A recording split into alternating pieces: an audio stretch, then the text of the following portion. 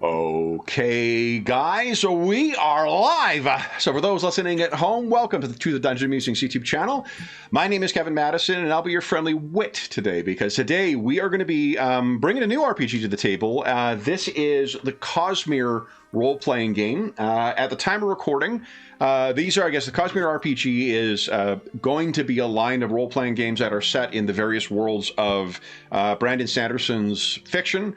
And this, the first one that is out right now, is set in the world of the Stormlight Archive series. So there's the Stormlight handbook that is out for it. We are going to be playing an adventure that is out of the starter set. The starter set is, I don't really matter, I guess. Starter set is out of there. We're playing an adventure called Bridge 9. Now, if you're not familiar with the setting of the Stormlight Archive, you need not worry, because this adventure, I'm just going to make sure we're muted in here. This adventure takes place 1 year before the events of The Way of Kings, the first novel in the Stormlight Archive series. So you're not going to be spoiling anything in the series if by watching the session. There is one minor setting element that might be revealed over the course of this session. That is a minor setting spoiler, not plot spoiler whatsoever. But yeah, it's going to be, we're going to be using as much of the block text and stuff out of Bridge 9 to introduce our stalwart crew to the world of Roshar, the setting, Stormlight Archive. And speaking of that, let me introduce you to the stars of today's session. I'll go the order I've got you guys on the screen here. Why don't you tell us who you are and who you're playing today? First up, we've got Ingolf. Hi, I'm Ingolf. I'm playing Sylvindar. She's a scholar and a strategist, and, well, she has this thing with her eyebrows. Yes.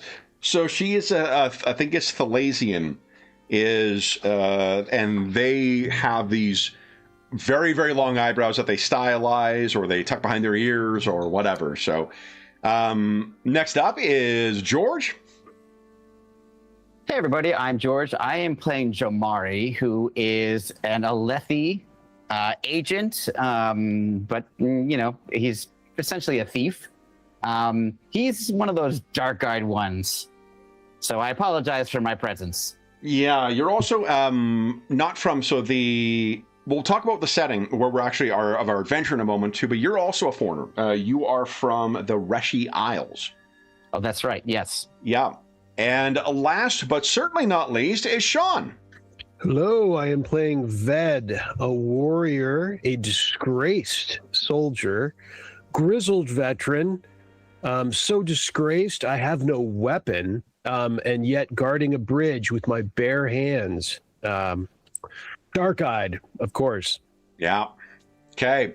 So, guys, the setting of our adventure, what you're going to need to know just before we get into our block text, in the world of Roshar, Roshar has one massive continent that kind of takes up most of the planet, and all the different nations are in Roshar are located on that.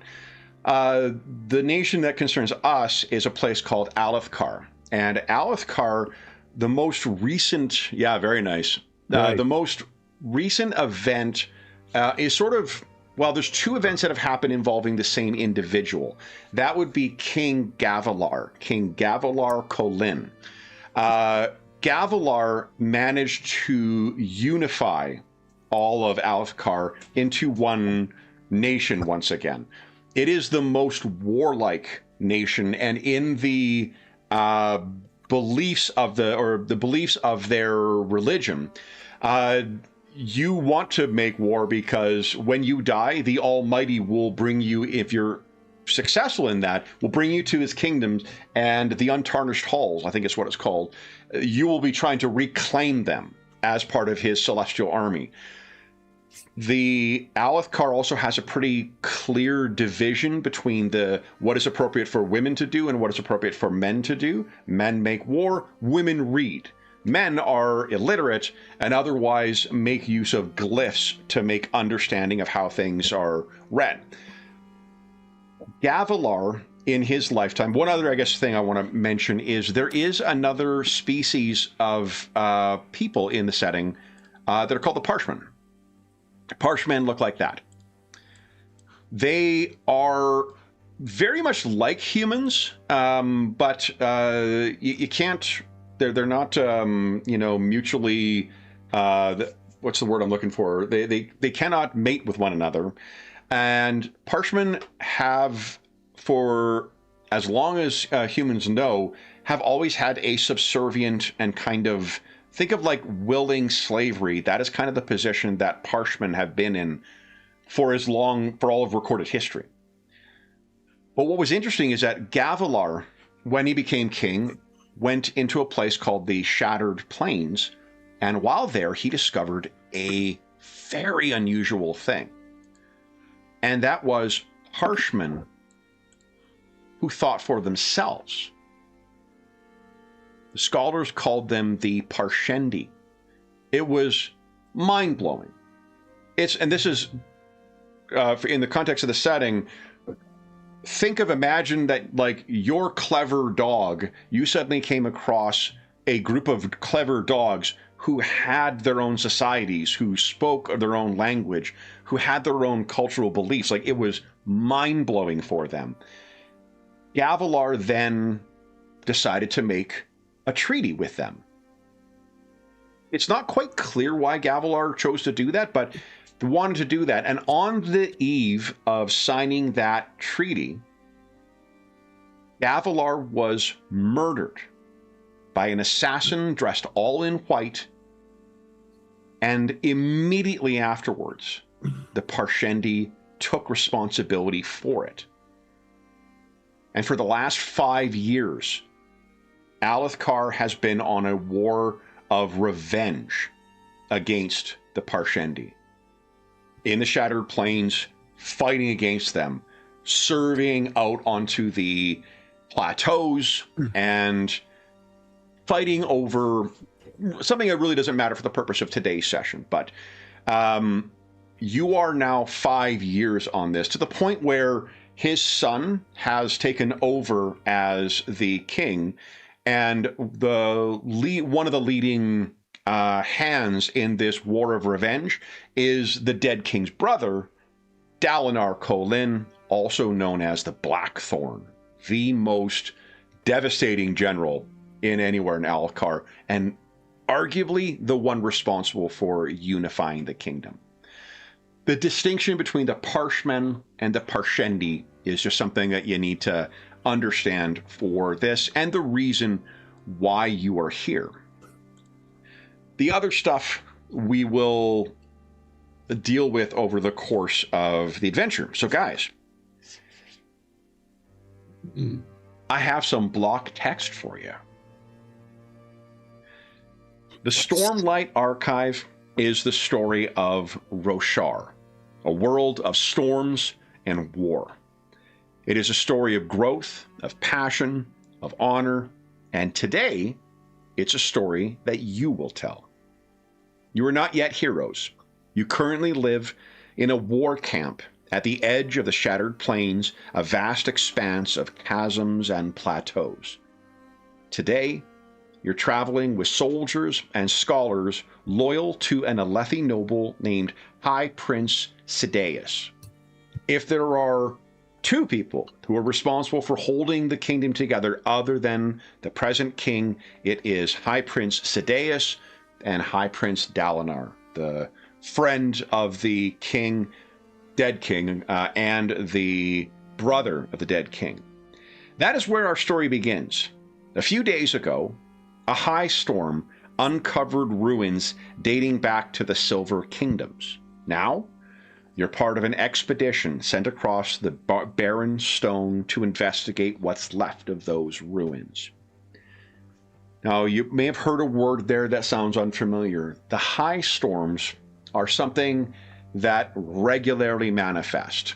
They begin in the east always, and they sweep their way across Roshar before finally kind of crashing against some mountains that protect a land called, I think it's Shin. And yeah, what they do, they are, think of effectively like a tornado that also is full of some kind of magical discharge. They are powerful enough to pick up and toss around boulders. They also leave a residue of something called creme. Imagine like if rain, when it was left behind, left a layer of hardened, fired clay. That's what creme is. And the storms also, that magical energy is something that relates to the currency of the realm. They use spheres, and the spheres, when left out in a storm, will draw a charge in. So when you're using like lanterns or things like that, you often use spheres. When you're reading by night, you don't use a candle or an oil lamp. You would use spheres because they'll be active for about a week, and then you can leave them out in the next high storm. They'll get their charge again. Everything in life is sort of organized around those high storms. When you're sailing, you try to make sure you are near a place where you can get to safety. You build a berm on the east side of your property so you can hide under that when the storm comes. Your houses are built out of stone itself, sometimes being soul cast using a magical fabrial, a bit of technology to shape that. But the high storms are one of those things that is a strong influence on life here. And as a result, when the high storms come, they wash out certain areas of these plateaus. Let me show you what our opening scene will look like here, guys.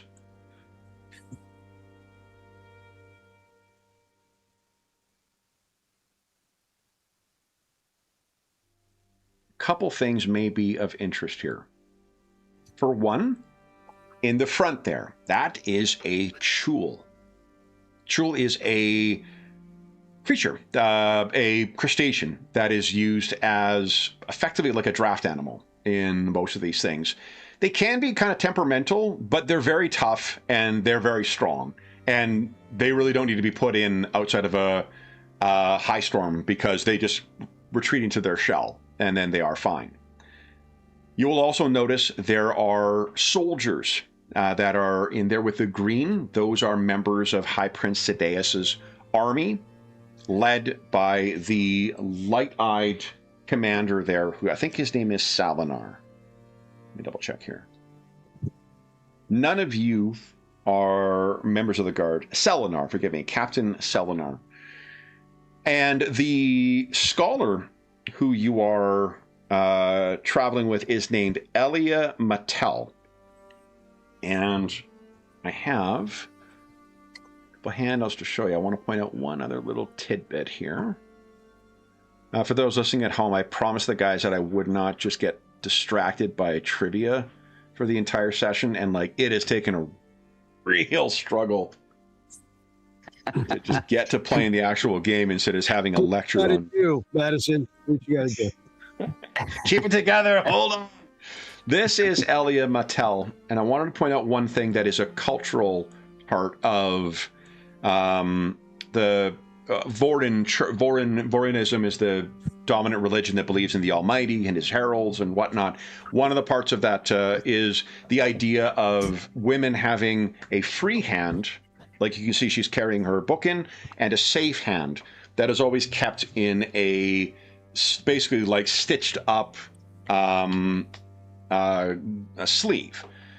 You don't expose your safe hand, but the safe hand also has effectively it's called I can't remember if it's a safe hand pocket or safe hand bag, but it's effectively imagine the combination of the cultural associations with a burqa with a purse. That's kind of what the safe hand is. It is considered inappropriate to see someone's safe hand. So, Zavinda, I can't remember if you follow those traditions or you should have a glove. Yeah, my left hand has a glove. And that's where some of the less strict interpretations of Vorinism just find it to be, you wear a glove and that is sufficient. But most Alethi women will have the full, things to say. There's also Yakave, I think, is the name of the nation to the north. They're even more religious than what Alfkar is. So the other thing is the bridges and the chasms. So you'll note that there are these chasms along here. These are what separates all the different plateaus, and some of the gaps between the different plateaus close to the war camps have permanent bridges on them, but otherwise you need a mobile way in order to move from plateau to plateau to plateau to actually engage with the Parshendi. The Parshendi have incredible leaping ability, so they just hop back over these things. They don't need these bridges. And there have been different approaches to deploying these bridges. What the war has sort of boiled down to at this point is there is a creature called a chasm fiend that will sometimes crawl out onto these plateaus and go into a chrysalis. And within their body is a sphere, a crystal that can hold an enormous amount of stormlight charge and is incredibly valuable. For whatever reason, these things crawl up onto a plateau and go there.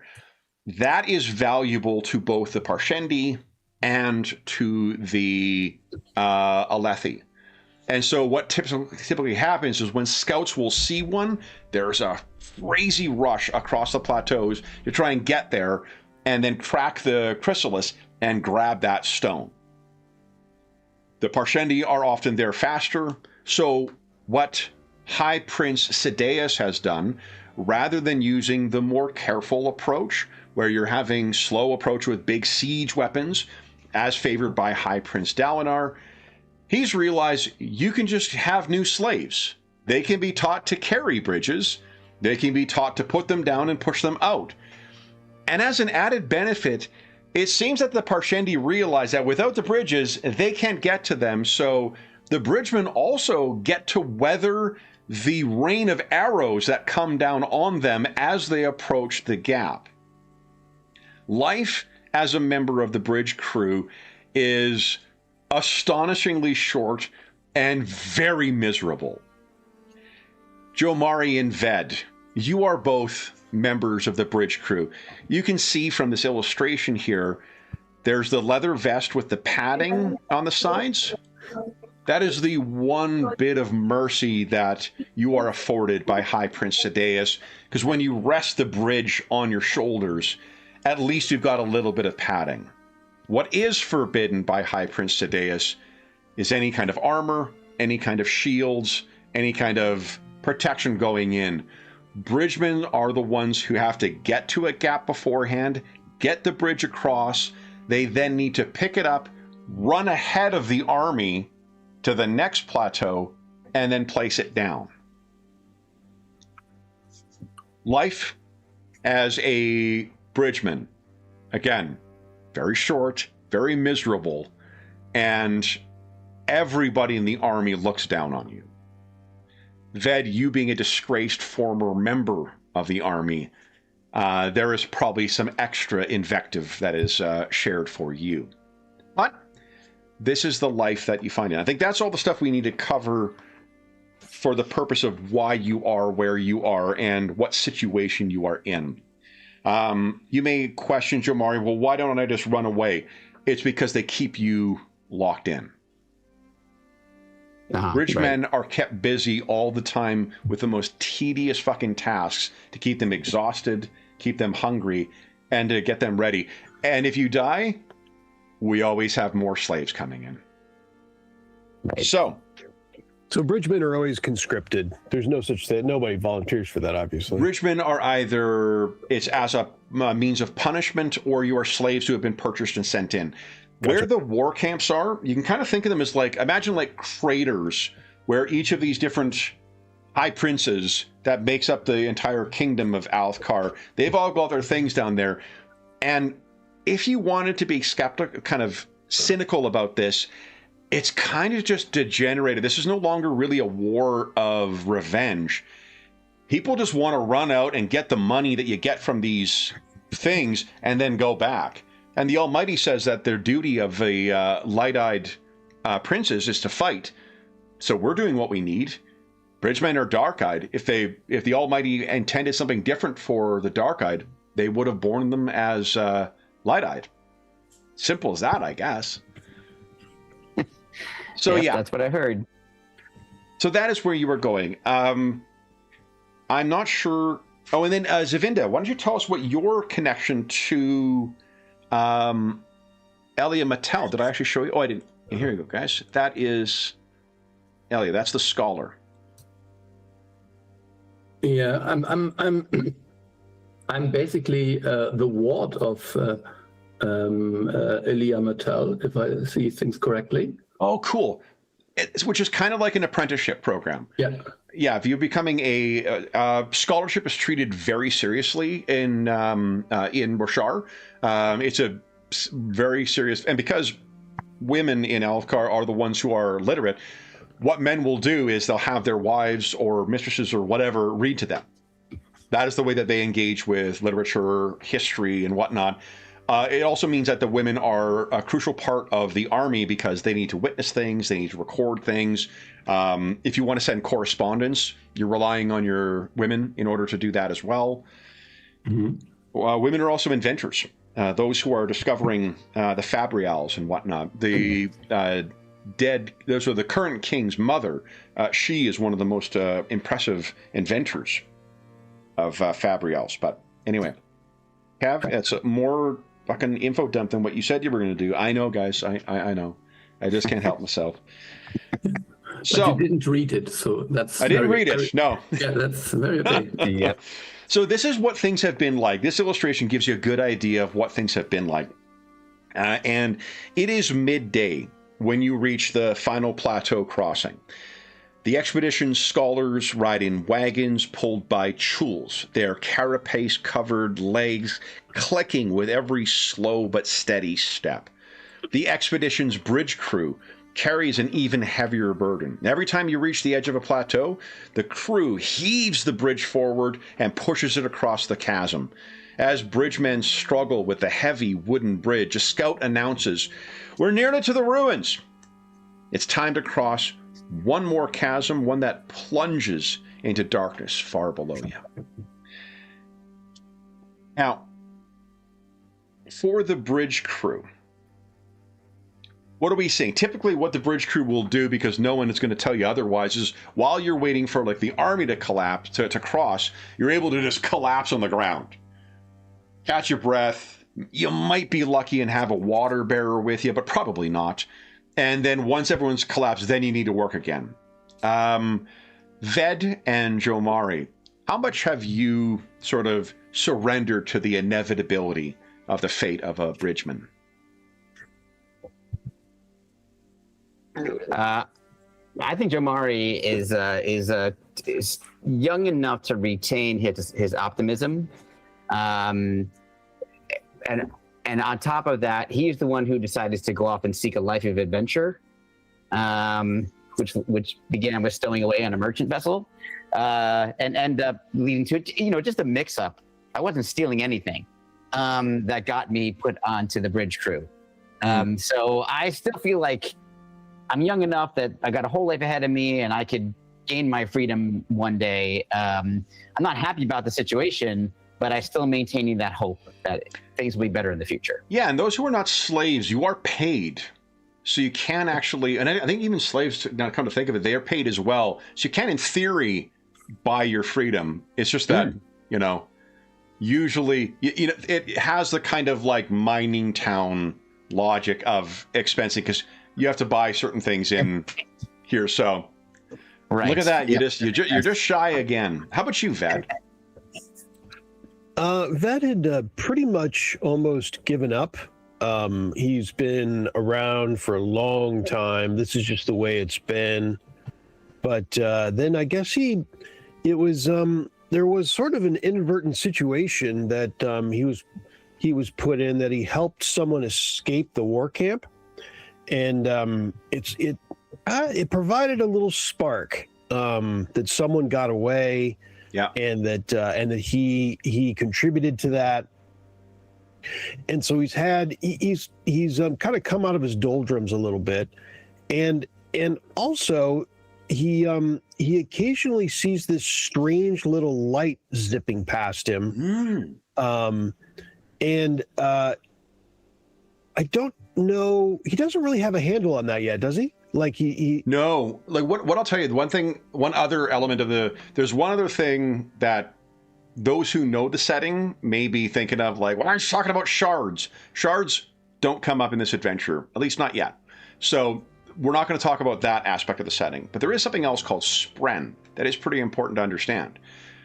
The world of Roshar is populated by a variety of things that are, you could think of them as like spirits. They are spirits that manifest either the things in nature or emotions, and they are just have always been there. It is a part of life. So like if someone feels particularly proud of something, when a parent first sees their child, what they might see is little yellow swirling glory spren appear. When someone is fearful, the little purple kind of swirling little goo will show up that are fear spren. If someone is really in the midst of anger, a pool of reddish liquid anger spren may appear beneath them. And it is one of the things that people just, you have come to experience. Wind spren are a thing, little ribbons of light in high wind, particularly with the coming and passing of the high storms, they will appear. And so Ved, you may think of it as it's a wind spren or something like that. Scholars like Zavinda will tell you, like, there are theories on a whole bunch of other kinds of spren that we just have not seen. But the ones that are, the important thing to understand is that the spren are just part of life in the setting in the same way that the high storms are. You know, you can think them inconvenient, you can think them unreasonable, doesn't change the fact that they are there on a regular basis. But yeah, I'm not sure what you would make of it. Windspren are notorious tricksters too. Like anything you would associate with kind of sprites or like pixies in kind of Western European folklore, something similar to that with the Windspren. But so it gives me, they do give me inspiration because I guess they're mysterious. You know, they've got a little mystique to them, I think, and they did start showing up seemingly in proximity time-wise to the incident that of helping this escapee, and so I think he makes what he wants of it, and he finds it a little inspirational, and so he's been feeling particularly responsible for a couple people in the party, Jamari and a guy older than even him named Doral. Oh, Doral. So Doral is the longest surviving bridgeman in Bridge 9. The bridge crews are organized into different numbers. You are part of Bridge 9. He has survived for 1 whole year. That is very old as far as bridgemen go. So you guys have things down. Zavinda, you're probably in the wagon or nearby with I always forget her name, Elia. And once the bridge is in place and the caravan starts making its way across, soldiers, bridge staff, and the wagon, but it's as the Chul reaches the midpoint of the bridge. The bridge, incidentally, is 30 feet long, 8 feet across, and at least 50, probably more, feet above the bottom of it, it disappears into darkness. This is where spheres often come in if you're finding yourself down there. But the Chul scuttles to a stop and then to the side, and its claws are beginning to snap in agitation, refusing to move even as soldiers bring out ropes to try and haul this thing forward. You guys can give us either a deduction or survival test if you like. No plot die on this.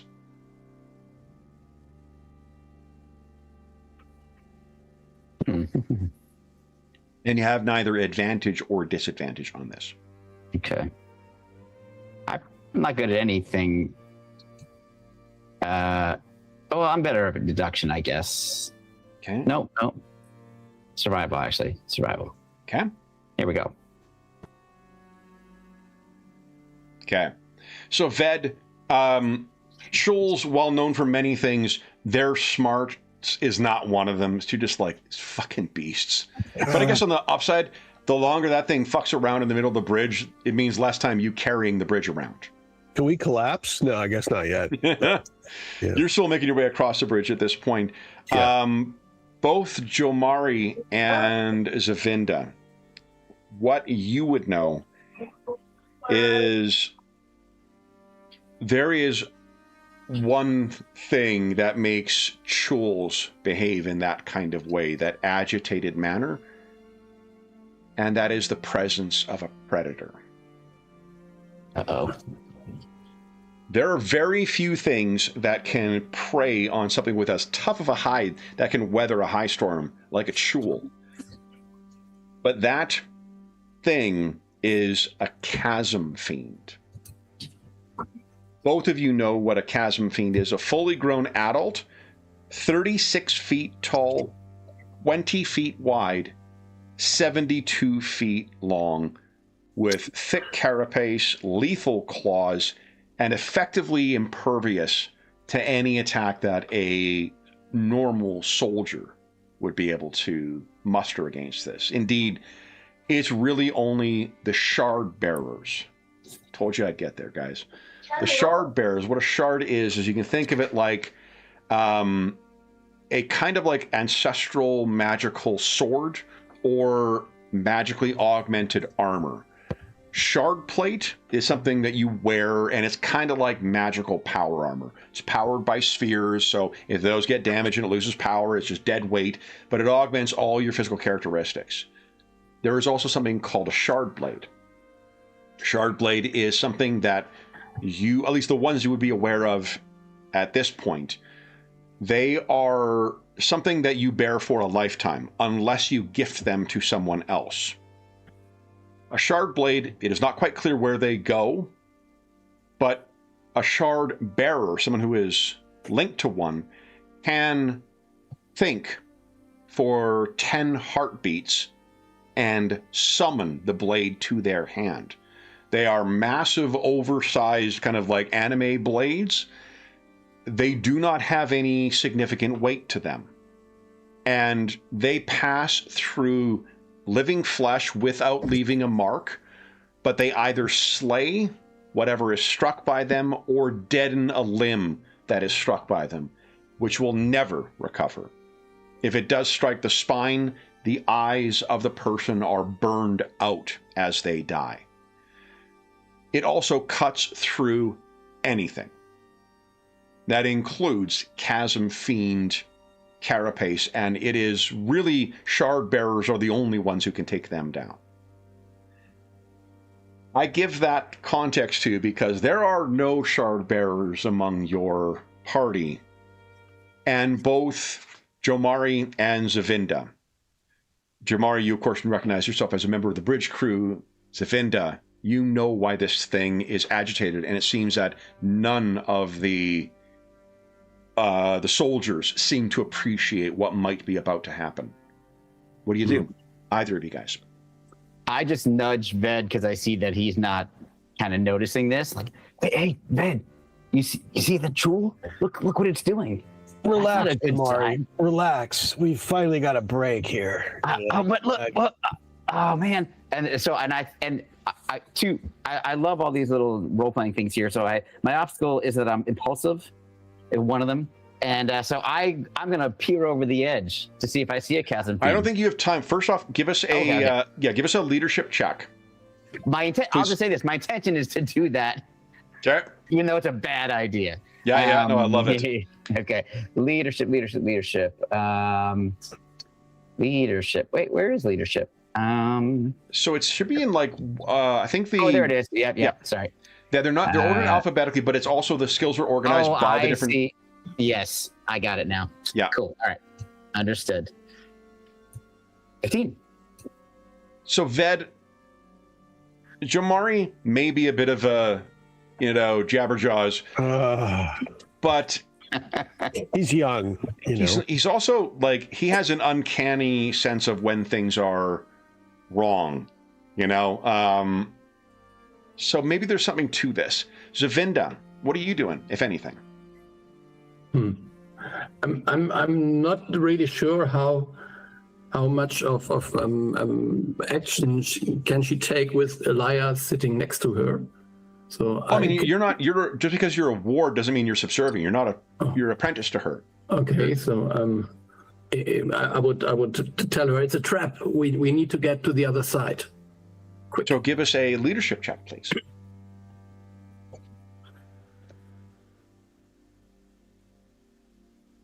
No, something I'm really bad at. That was pretty good. Roll though. So I think Eliad looks at you. I'm going to write that down because I don't know why I cannot remember that. She looks at you and she sees that you are clearly disturbed by something. She looks over in time to say, "Captain," and then the scraping sounds grow louder and the tool fully retreats into its shell.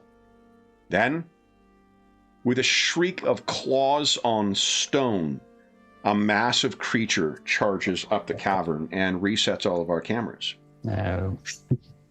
As usual.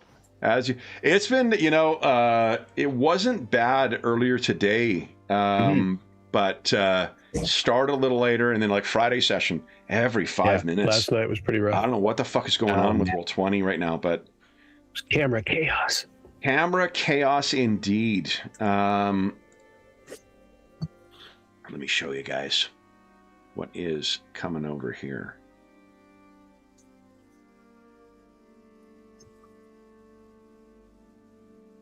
Yeah, we'll go size appropriate here. There we go. There we go.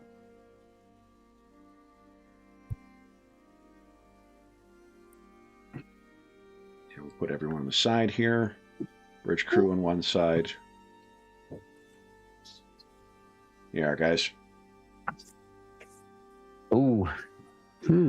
Okay. Bridgemen and soldiers scream as a chasm fiend explodes into view, with one of the creature's massive claws that begin hauling themselves onto the bridge, scraping and splintering the wooden planks. Violet-black carapace casts a shadow over the chaotic scene, and the chasm fiend's mandibles close around a fleeing scout.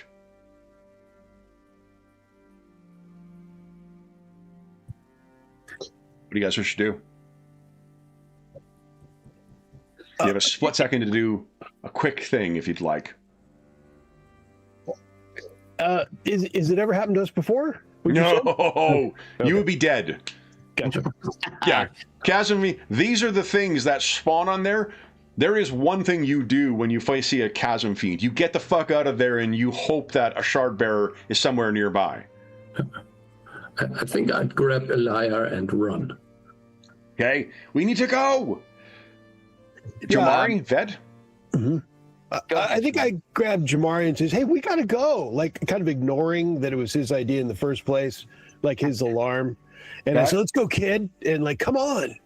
And I'm willingly going with Ved, but I'm also like, look at the size of that thing. Like, it's just so awe-inspiring, like horrifying, but also you've never seen something like this. Well, and also, for however unrealistic it may be, at the heart of that thing is a gem that would make you live like a light eyes for the rest of your life. Right.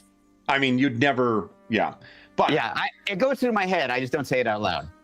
As the chasm fiend pulls their upper half onto the bridge, 4 smaller legs skittering onto the plank, you hear a resounding crack.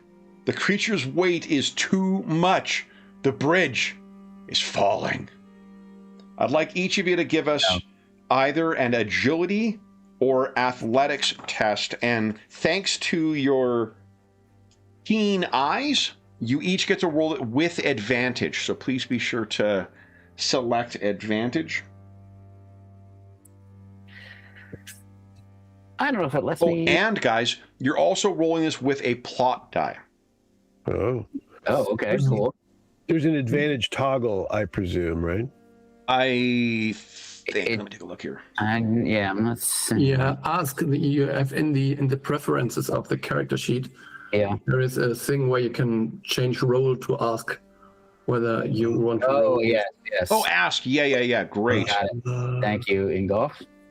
Nice. Perfect. There we go. And you yes to the plot die as well. Great. 20. Nicely done, Jomari. And an opportunity from Zavinda. That's what that little eye-looking thing is.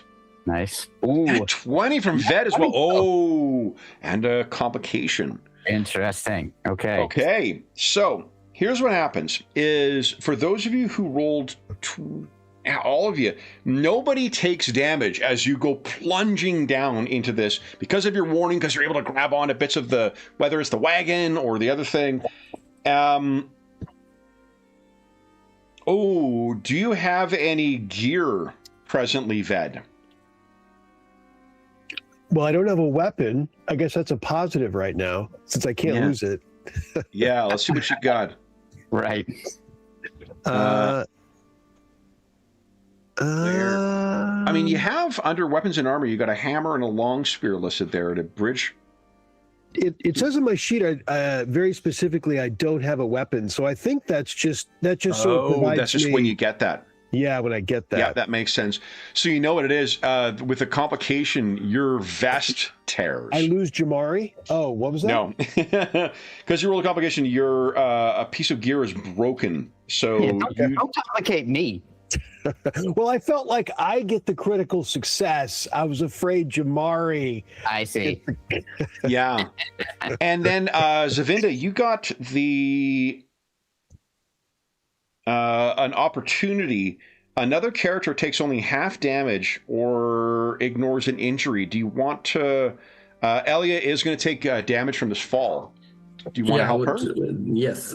Yeah. Obviously. Yeah. Okay. So I'm going to make an adjustment to something here. Anna is very pleased. I don't know if you can hear her panting as you're going by. She's very pleased you chose to save Elia. Nice. All right. So you go plunging down in. The bridge is broken at the center, but its ends grind against the chasm's uneven walls, slowly falling. People at the edge of the bridge tumble over the side as it leans in the direction of the chasm fiend, but some people cling to the bridge. You guys would be the ones, I suppose, clinging. And then the bridge lands. My crew vest fell away, right? My crew vest fell. Yeah. They got caught on something and tore, so your vest would have been torn off. Yep. The bridge lands with a deafening crash on the chasm fiend itself, breaking a few of the beast's smaller legs. It roars in pain and recoils from the collapsed bridge, pulling free and retreating to the west.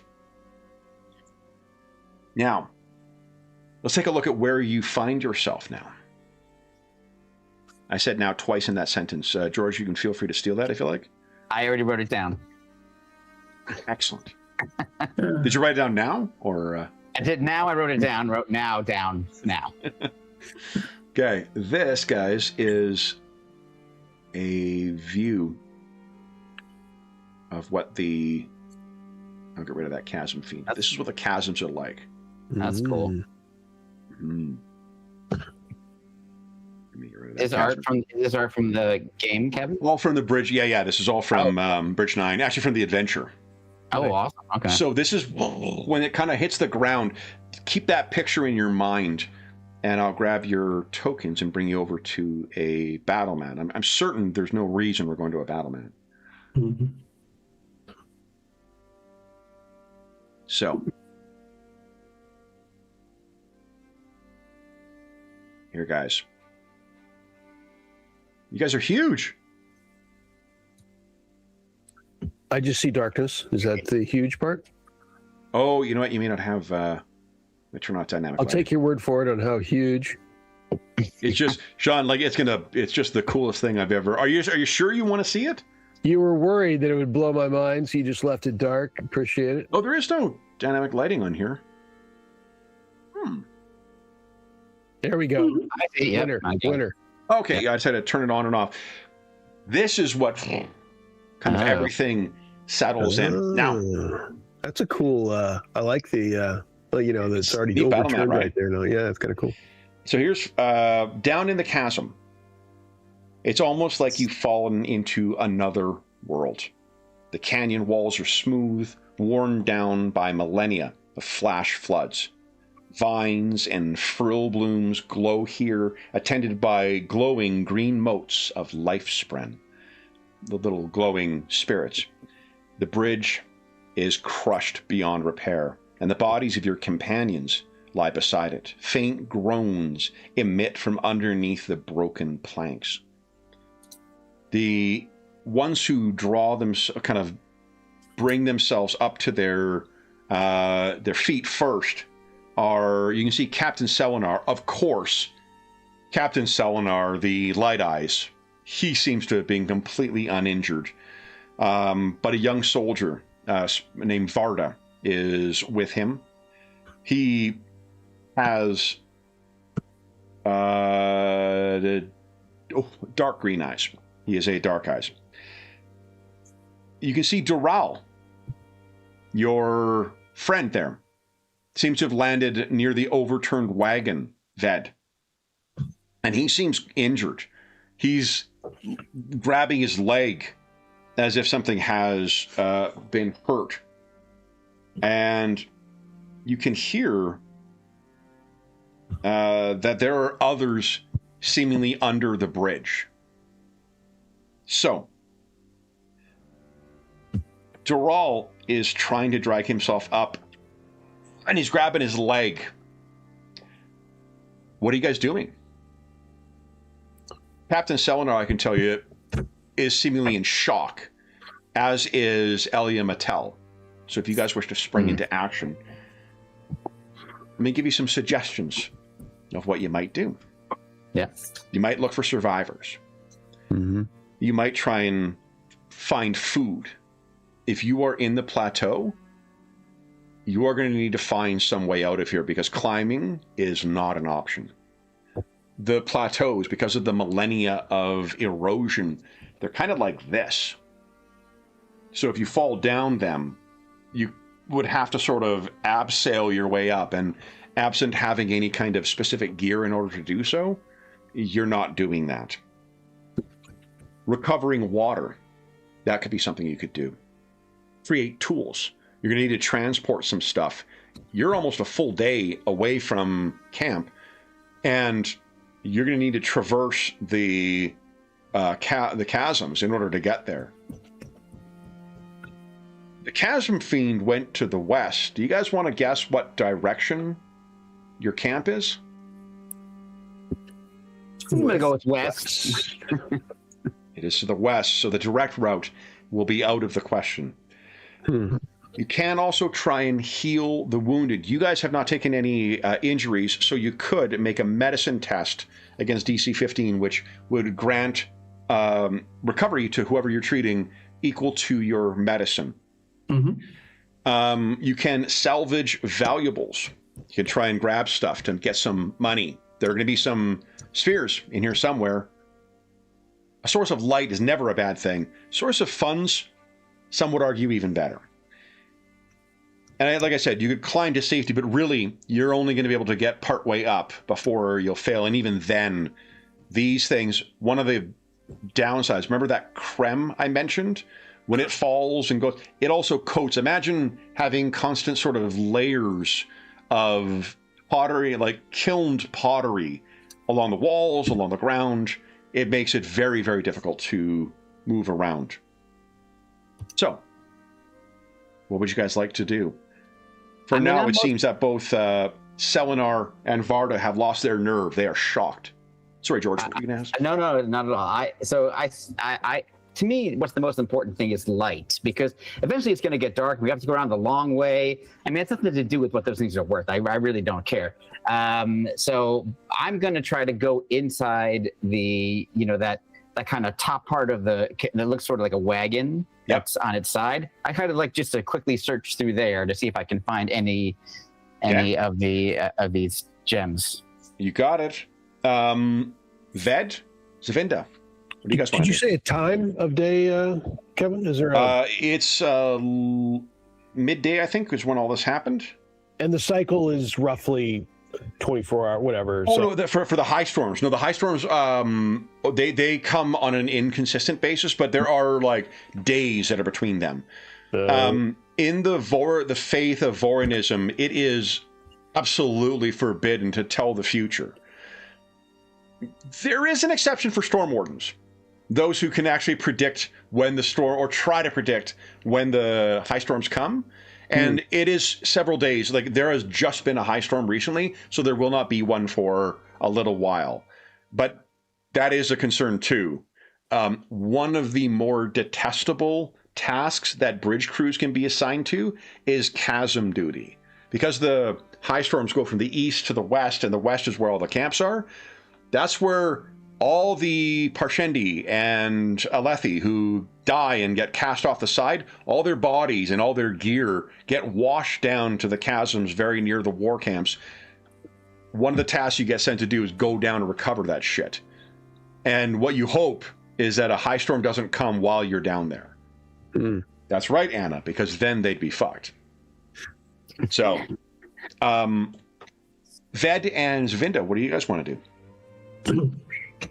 Yeah, I think I would use my military life expertise and just tell the captain to snap out of it and lead his men. We need a crew here. There needs to be order. You've been around him enough. Okay, I mean, yeah, you could try that. If you're deferring to the Light Eyes, absolutely. Ved, what are you doing? I guess I will run after. I go firing off after Doral. Let's see what situation we got there. Okay. So then, let's go the order. Zavinda, why don't you give us? I guess. What are you thinking? Leadership? Yeah, I don't know. So there is. I would say this is just. There is this military expertise. Yeah. But, so again, what the expertise does is expertise do one of two things. You either like have a certain, you'll know how things are supposed to go, or it'll give you the opportunity to do things. Hold up, let me. Yeah, I'm just imagining I would cite some I don't know some imperial code, like I don't know, in case of emergency the leading soldier has to do something. Okay. So because I've learned that min react to simple orders in that might help. Okay, so creative use of it. I'll let you roll with an advantage then. So on leadership. Yeah. Yeah. Okay. Pretty cool. It's kind of like a bit like knowledges from Fantasy Craft. Yeah, and it's kind of like, God, another nat 20. Holy smokes. Oh, nice. It's also, like I said before we went on, like it reminds me a lot of the traits from first edition, the One Ring. Right. Yep. Totally. Right, because where it kind of like facilitates certain things, but also gets a bonus. So that's huge. So he looks at you absolutely stunned. I do have a handout for Captain Selenar as well. And let me show you what this fine fella looks like.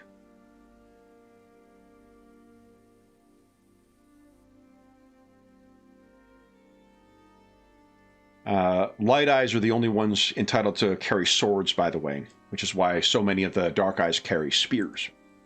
There is Captain Selenar. The illustration captures the personality just perfectly. Okay, I'm getting that. Okay. So you snap that at him, and he kind of is stunned by this. Ved, you head over to where Doral is. What do you say to him as you go over there? He's clearly rubbing his left leg, and Do you have any points in medicine? No. I guess one? I mean, I have a minimum of one in all of them, right? No, it's the dots is what I'm looking for. Oh, sorry. No. But you do have the expertise of military life. So I think that while you're not going to be able to diagnose it, you're pretty sure that that leg's broken. Yeah. The way that it's looking, and he's rubbing it. He looks up at you as you're coming in. And do you say anything to him, Ved? I probably a little bit of battlefield humor. It's like, oh, Dural, what really? Kind of like he'd done something, wrong or something. But I'm obviously being humorous. Yeah. Well, I took a tumble. That storm and fall. It's messed up my leg, but we're Bridge 9. We've always been survivors, and by the Almighty, we'll survive this too. Oh, he likely may benefit from some medical treatment if someone has training in it. And then, Jamari, would you give us a thievery check, please? Alrighty. Here we go. I'll move you over here. Roll. How about that? Here we go. 10. What you're able to see, so if you crawl up onto that thing while everyone else is sort of occupied, you can hear the moans of people under the bridge. You crawl up on top of there and you look down, you can see just a little bit of white light that is poking out from somewhere down there, and you know precisely what that is. And reaching down, you're able to quickly grab a little pouch, and opening it up, you can see there are 5 diamond marks that are softly glowing with stormlight. All right. So not a huge amount of money, but it's something. That's more than I had before. It's more than you had before. So now, I think at that moment, because Zavinda did such a good job of snapping Captain Selenar out of things, he kind of mutters, and he's a little shocked that you've spoken to him so firmly, Zavinda. And he says, we need to get moving before that chasm fiend returns. And you can hear that the spearman, Varda, turns and begins shouting up the cavern, help us! And Selenar slaps him. Varda, you creme-sucking idiot! You'll bring the beast down on us! And they still look up, and they can't see anyone moving from up there. Neither can any of you. If there are any survivors, they're not responding to your calls. And then Elia, finally seeing Zavinda, finally sort of her ward taking charge here, starts to speak. Well, perhaps we should... And Selenar interrupts her. Brightness, this entire storming suicide mission is your fault. Just do what I say. Anger spren, fool, like blood at the captain's feet. He shouts at Varda to get moving, and then he begins stalking towards Doral. We'll leave this one as bait for the chasm fiend. He unsheathes his sword and holds it over the old men, and for a moment, his green eyes seem to flash red. Does anyone wish to do anything? I'll hold up my arm and I'll say, I'll carry him. He's a survivor, sir. Would you be known as sir? Is that which? Does he have a... brightness would be an appropriate way of referring to him. Brightness. Deferring to light eyes. Yeah. Brightness, I'll carry him. He's a survivor. He'll be useful. I think, so you have the military expertise thing. Give us a lore check. A military, what is it? Military lore expertise? I think I'm just jumbling words and throwing them out right now. I've got the game nailed, so whatever you say, I will know what you mean. Go ahead and give us a lore check. This is only a difficulty 5. Okay, and the military life thing, is that going to weigh in here? Not weighing whatsoever. It'll enable you to potentially recognize something. All right. No plot die, I assume. No plot die in this, please. Here we go. Take that. 5 is actually what you needed. Oh, really? Yeah. So efficiency. What you know is, remember how I mentioned that among the Alethi, they really valorize war. When you die, the Almighty brings you into a celestial army, and you'll try and take the unvarnished halls back.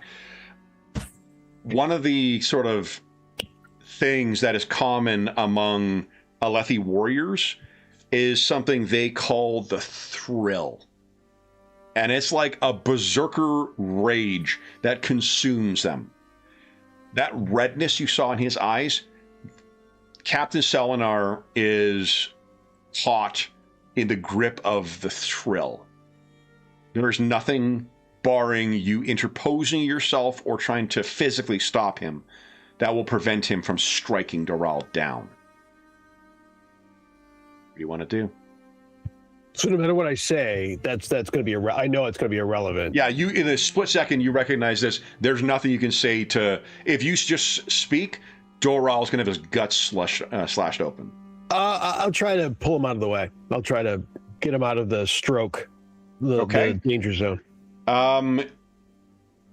You can. So if you're trying to pull him, it'll be a disadvantage against a difficulty of 14. If you try and interpose yourself, it'll be a little easier, but... I mean, so interposing, taking the full... You could take the hit yourself. Taking the hit yourself is a DC 10 agility test. Trying to knock Selenar down is his physical defense is a 14. I don't think you have any weapons at present, so you can't really attack him, but...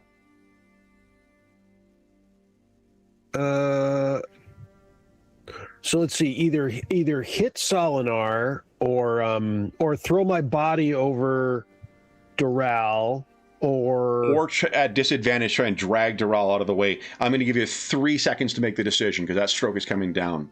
3, okay. 2. I'll run into his legs, I guess. Okay. So I'm sure this will go great.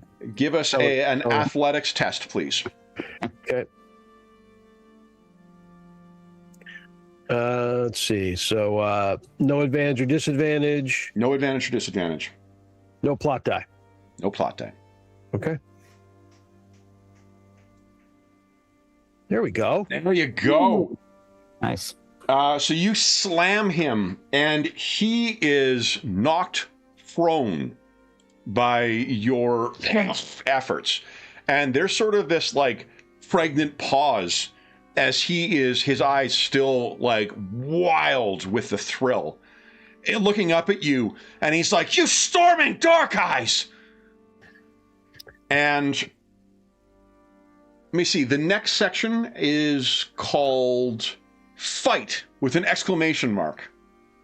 So, guys, we talked about the difference between fast turns and slow turns. Fast turn means you only get to take 2 actions. Slow turn, you get to take 3 actions.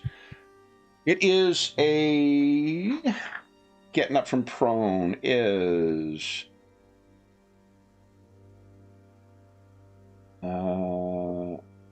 it'll be on the GM screen. Forgive me, the wits screen. Right. The game doesn't call it wit. If you've read the novels, you'll know. GM's going inside baseball on us right here. It's a nice way of having a little something for those who read it, but not spoiling anything. Instead of doing a big lore dump, you're just going to refer to it the whole time and not really tell us. Exactly. Yeah. You can spend a reaction and 5 feet of movement, or free action and 5 feet of movement to stand from prone. So that's how prone works. All right, so he is purple, he's prone. You can either take a fast action where it goes PCs first, then NPCs doing a fast turn, then PCs and NPCs doing a slow turn. Who's taking a fast turn? Not me. I think I would. Okay. I will. I guess not. You taking a slow turn? I think so. Okay. So then, on a fast turn, sorry, Jamari, you're fast turn or slow turn? I am taking a slow turn. Slow turn. Lavinda, you're up first. What are you doing? I would spend one move to move over to here, if possible. Okay. And then try to get Alia just away from this kind of fight that's going on here. Sure. She's shocked by what's happened, so yeah, you can move her back behind you, I guess. Yeah, so. And she says, Zavinda, Captain Selinar's taking a slow turn, a fast turn as well, as he leaps to his feet and is going to try and slash Ved with that sword instead. So he, and no plot die, and I roll damage at the same time. No advantage. All right. Against your physical defense, does a 15 hit you? Physical defense. 15 is the number. 15? Okay, so you are hit, and you take 12 points of damage. Nearly a flesh wound. I got one left. Okay. And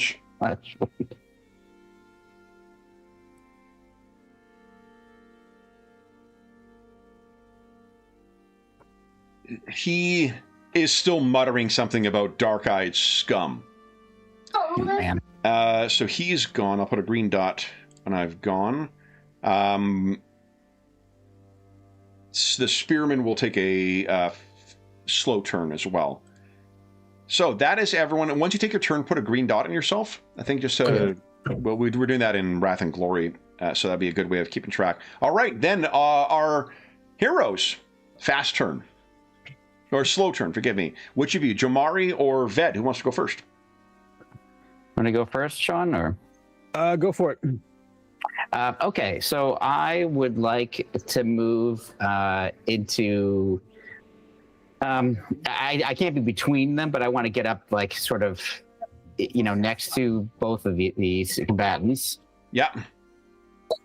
So that'll be one action, and then I will spend an action to. I want to do a cheap shot. Ooh, and love it. What I want to do actually is grab some of the sand or gravel or whatever it is on the ground here. Yeah. And just like hurl it in. It's an unarmed attack, but the idea is that, like, I'm just trying to, blind Selinar, effectively stun him. Yeah. And I have to spend a focus point to do that, so I will do that. Okay. And it's against his cognitive defense. That's a 14. It is correct. And so I see light weaponry, heavy weaponry. What is unarmed? Oh, I see it. It's actually down here. It's already there. Okay, Here we go. Submit. Nice. Okay. Excellent. Okay, so that is a hit. And you didn't sorry. So just because of the way the plot die. Yeah, because you could have had if there was a plot die involved, you could have done that. But so the way that the game suggests is it's got to be something that is sort of in the narrative as leaving you open for risk, but like you leaping down from on top of that thing, that probably would have done that. If you want to roll, I don't know if there's an option for rolling a plot die separately, but I'll let you roll that with this if you like. Yeah, I think I would, because that seems to be part of my MO is to do the thing. So I'm gonna hit roll again. I'll add the plot die, but we'll only count the plot die as a roll. Okay.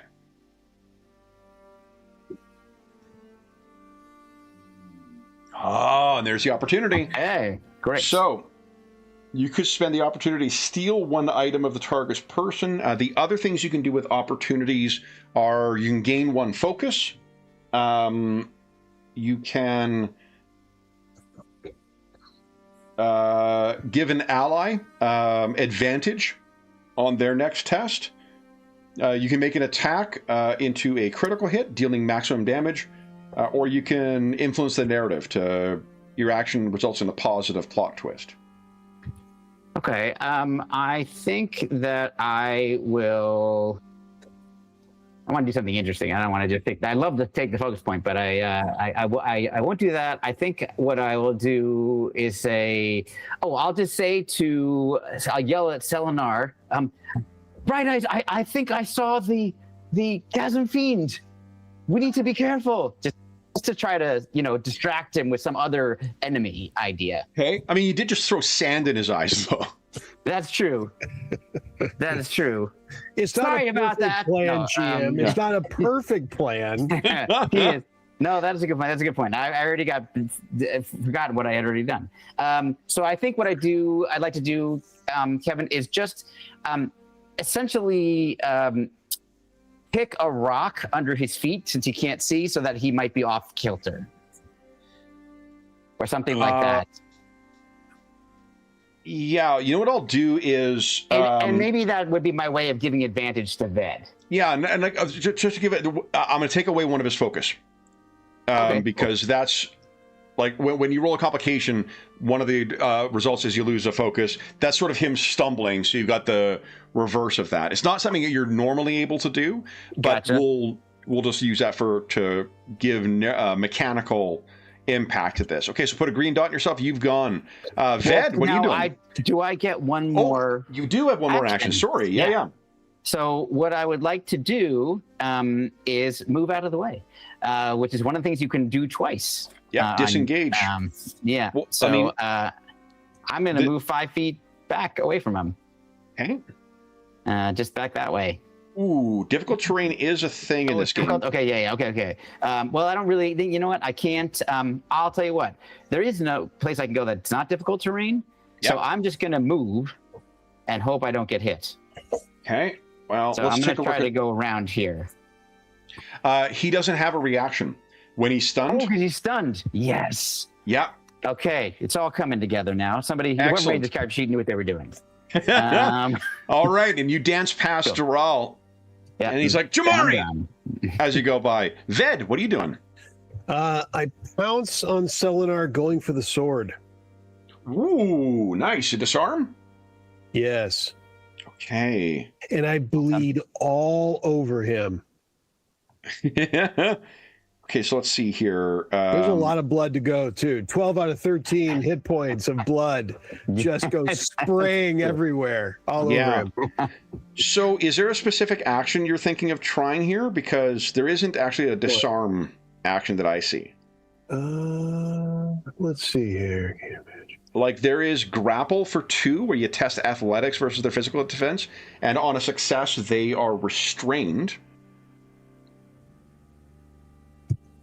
That seems closest, I guess. Okay. Restrained, their movement rate becomes 0. Advantage. Do I already have it? Do I have advantage through Jamari's? You don't. No, he didn't grant that. Alternatively, I could try to gain advantage and then do it. You could do that. Right? Remember, you can also recover is a 2-action action. Yeah. Where you roll your recovery dice, gain that much health back. That's a bit sexy. Also, if you want to save yourself some focus, remember your defensive stance is a 1-action thing, and that allows you to both reactive strike and dodge for free. You don't have to spend focus to do that. Do my vigilance stance? Is that what we're talking about? So I'm thinking of yeah. You're just going over what I should have done in the first place. Not at all. That's how we learn. I'm kidding. I know. I'm really talking. That's the voice in my head, Kevin. It's not really. It's pointed at myself. So when you hit 0, you don't die. Like, what we do is we roll for injury. Then I got you. That's all good. Let's see. I will. Sean, you're giving us an opportunity to explore the injury rules here. This is fantastic. I'm kind of excited about it, Sean. Absolutely. Let's see how characters die in this game, George. I'm going to grapple with him. Hey. Now, once you grapple him, do you have any thought as to what you want to do with that other action, or do you want to do what you said and try and gain that advantage beforehand? I was even thinking, well, gosh, a plan, huh? I was thinking I would, yeah, because recover is a 2 action, so I can't do that. Yeah. And I'm not going to actually say I could restrain him, but then at that point, So let me give you a little insight into mechanics here. Yes, for your planning purposes. Indeed. And this is, I think, something that's interesting about the player going first all the time. This guy's stunned, which means he has 2 fewer actions next turn. Meaning if he takes a fast turn, he does fuck all. If he does a slow turn, he gets 1 action. And if he takes a slow turn, he acts after everybody goes. Which means you can take your action on a slow turn, and then you'll have 2 actions on a fast turn. So if you have 2 actions, if you take a fast turn, which you could use to recover, or you could take a slow turn and still go before he gets his 1 action, and then you could do a recover and something else like an attack. I think we're going to start with a grapple, and we'll do my recovery later. Okay. So then, is there a single action that you want to do afterwards? I wonder if I think you could grapple and like kind of rabbit punch him if you wanted. Yeah, my unarmed, absolutely. Yeah. He's also pissed. I mean, I just got like skewered. Nearly disemboweled. Yeah, he was going to execute my friend. Then he disembowels me. I mean, we're checking some boxes here. Oh yeah. I mean, he's pretty pissed after all this. If you're just making the attack, that'll be against. And that'll be athletics against his physical defense of 14. The grapple, right? Yes. Okay. All right. Athletics. No and no, right? No. No. I mean, plot. tell me how you're throwing yourself against a guy who is armed. That does seem pretty dangerous. I think roll a plot die as well. Sounds good. Nice. So is it, Kevin, always the plot die is related to how risky? Did you put your plot? Oh, plot die came up nothing. Yeah, it's sort of like it's intended to be like when you're raising the stakes of things. You guys have over the course of play, you can develop different abilities that will allow you to say, "Oh, I'm going to use a plot die on this." Typically, it's the GM who judges when, yeah, this is a dangerous thing. We'll roll a plot die with it. Okay, cool. Awesome. Thank you. It feels like, from what I've read in the core book and what I've read in the starter set, it feels like it's sort of a table rules situation. You'll come to get an idea of like, okay, this is how often we're going to use it. You know, not whether your table uses it all the time on attack rolls or not at all. It's going to be whatever feels right for you. And it can come up in other situations outside of combat too. Sorry. Is that correct? Okay, cool. Thank you. And as long as we're discussing the meta a little bit, like if I could have taken a fast action and used my vigilant, that would have been a nice thing. But also, not having done that, I could have spent a focus to give him disadvantage on his strike, right? That's something I also should have considered. As a dodge, yes. As a dodge. Yeah. Yep. So those were 2 swings and a misses in my little education here. Yeah. And also, it didn't help that you also broke your fucking vest. Because it's the only item you had when you rolled a complication. So right, no weapon, no vest. Here we go. But you know the upside, you've shaken it all off, so now you're ready to go. But that roll's not good enough. So you're trying to get in there, and there's just not a good angle. You still have 1 more action. Do you want to attack him? Yes, I think. Let me see. Looking at the. Or you can take your defensive stance, for instance, or your vigilant stance. And vigilant stance would help me next turn. Yes, because it doesn't cost focus to do the dodge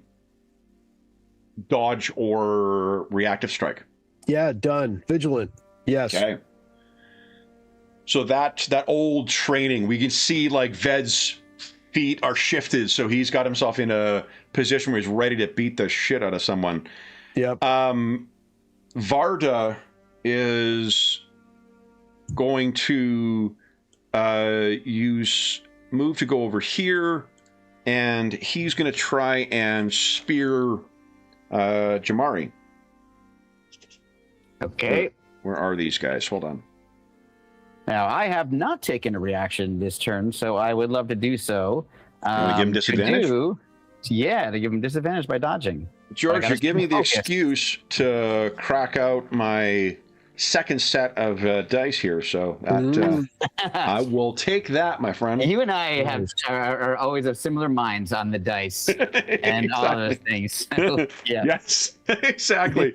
Yeah. When I got in the starter set, they've got ones out of the color of House Colleen, which is the ruling house of Alethkar. That is cool. I did not get the starter set. Now it makes me want to get it. It's pretty good. I like what's in here. Okay, so I've got disadvantage on this. Ooh. Yeah. My physical is a 14. Now, one question I have that I actually don't. I got to quickly look this up. So with advantage, it's the person rolling who decides whether you're rolling 2 attacks or 2 damage dice, because you roll all your dice at once in this game.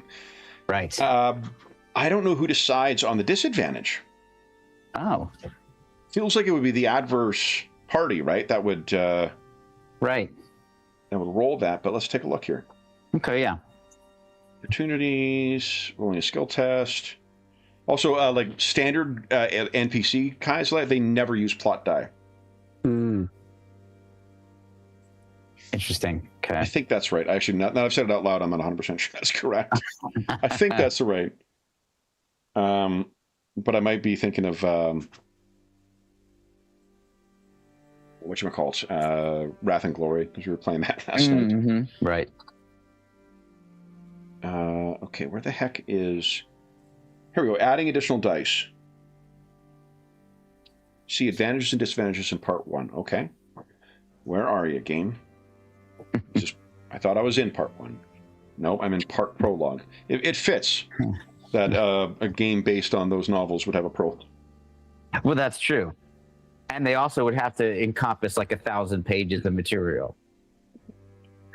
There is a lot of material in the just in these 2 books, the handbook and the world guide. It's probably what is it, 800 pages? Yeah.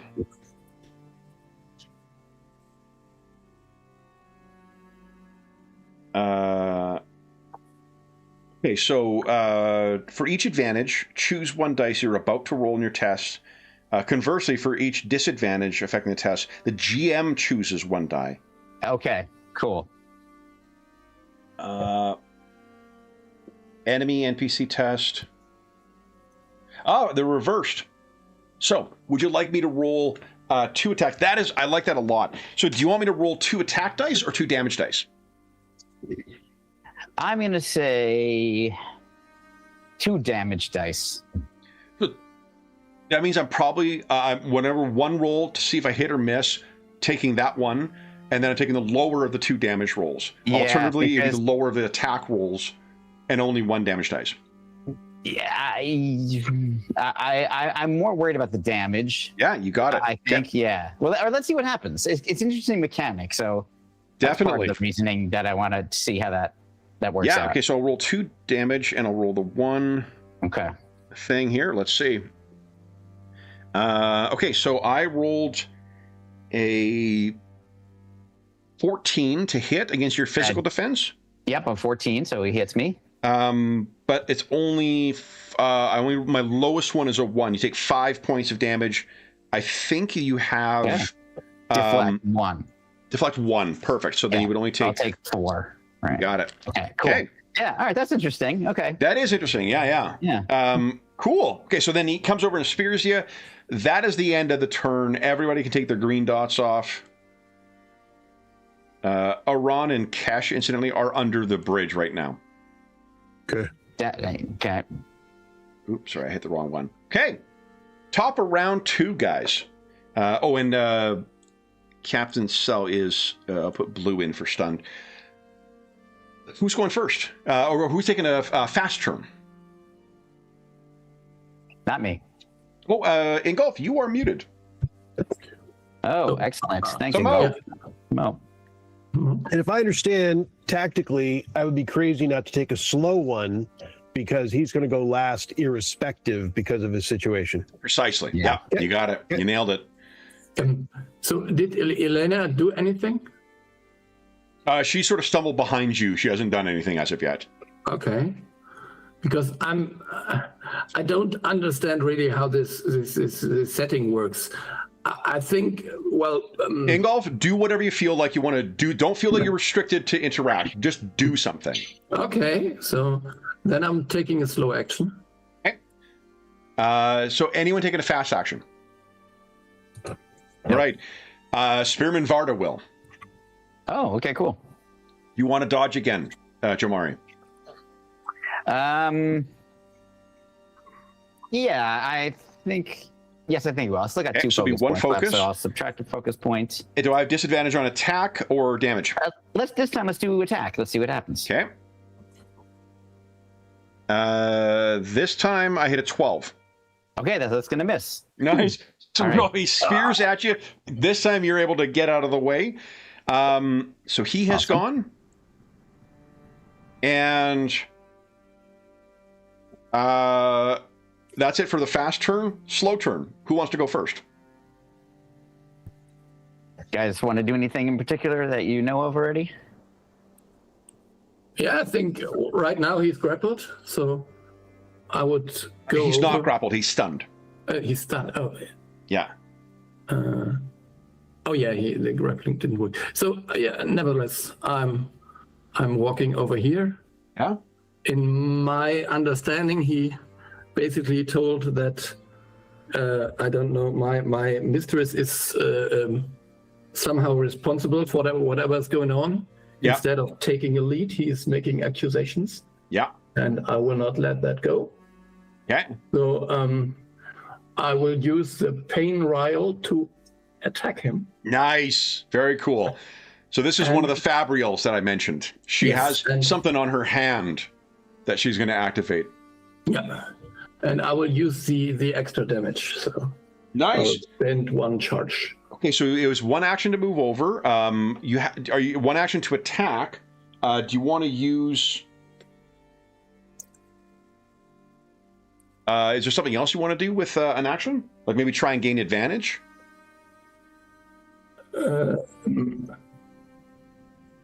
Like for instance, what you could do. Advantage is based on sort of what skill you use. If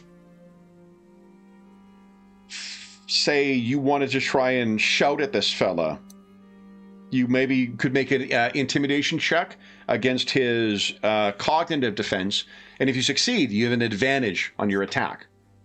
That seems reasonable. Yep. So I was given this by the I don't know, by someone working for the Queen, and you're no match for this. So Okay. It's actually something I was given, so I better make use of it. Yeah.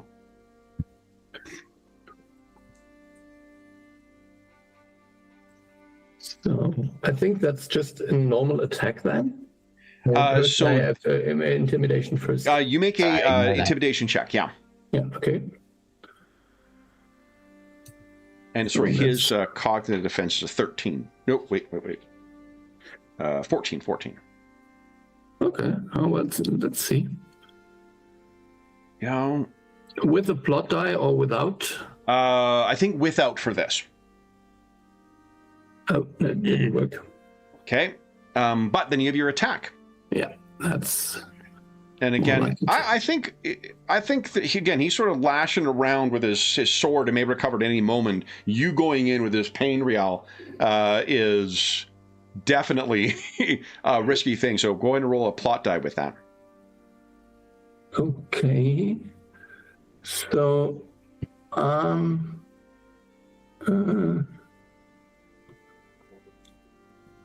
the question is, what skill do I roll for that? Roll on the weapon. The weapon will be listed at the bottom left. Yeah, but it isn't listed, so. The pain real is not there? Nope. Oh, interesting. Hold up. Let me.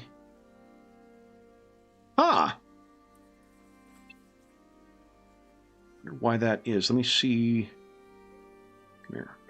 So I can use from the sheet. It's plus 3. So I can roll something with plus 3.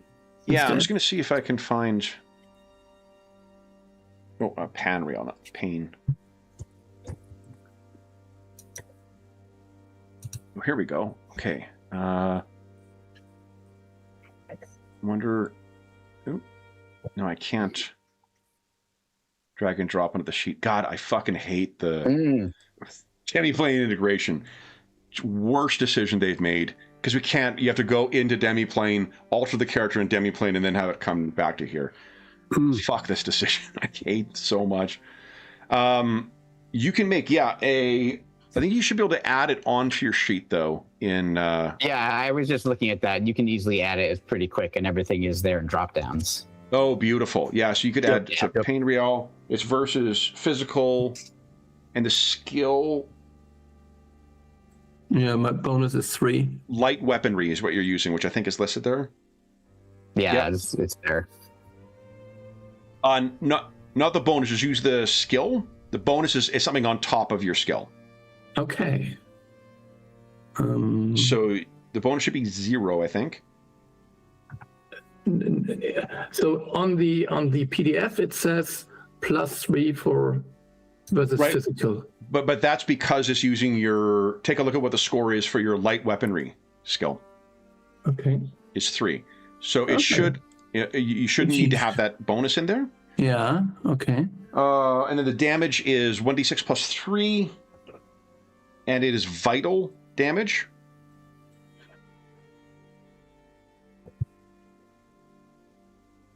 And under traits, you can put Fabrial with 3 charges.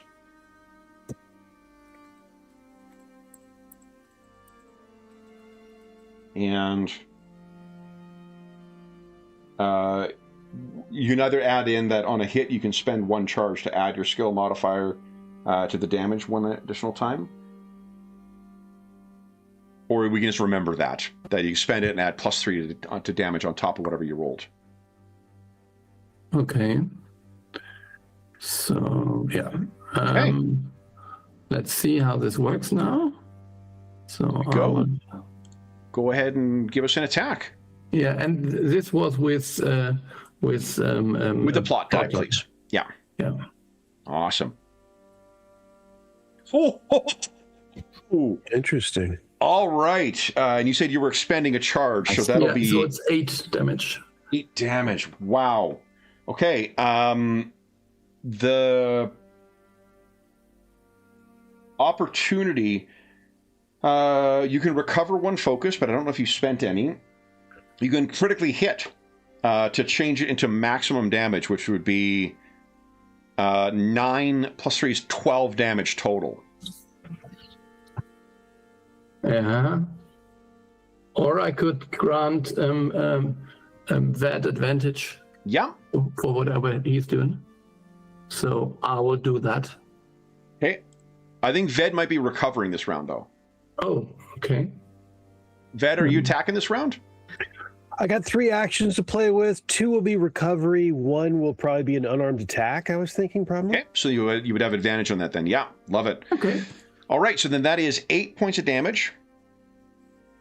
And so this is something that is probably has some glowing stones in it that is sort of attached to your hand like a, I don't know, like an overlay glove kind of thing.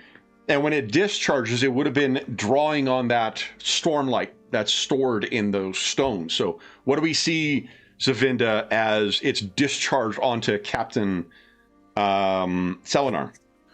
I think it's like small, I don't know, lightnings, like sparks of electricity or something. Just... And it's really good he doesn't have a reaction, because he could lash out if he did have one. So well done, Jomari.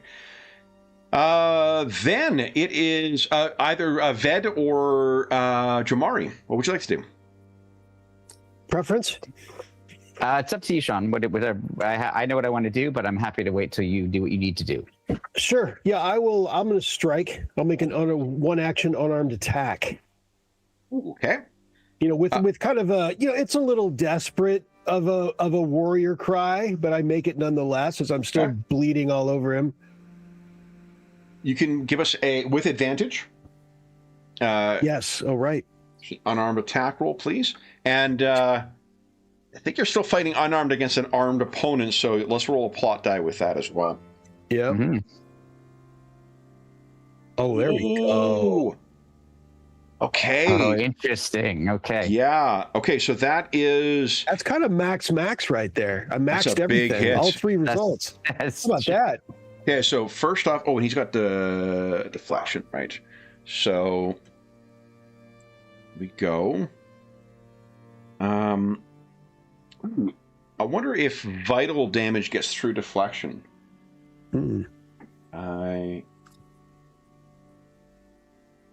I don't know. What you can see is that there are at his feet little orange pain spren that are beginning to manifest from the discharge of the Fabrial, and then your solid hit in his midsection. But with a complication, you lose 1 focus, Ved. Okay. Okay. Now you have 2 more actions. Recovering. Okay. Go ahead and roll your recovery dice. Okay. There we go. Nice. Oh. Is that all going to health? Yeah, it's health and focus is the split. Is that right? You split, yeah, you choose where the points go.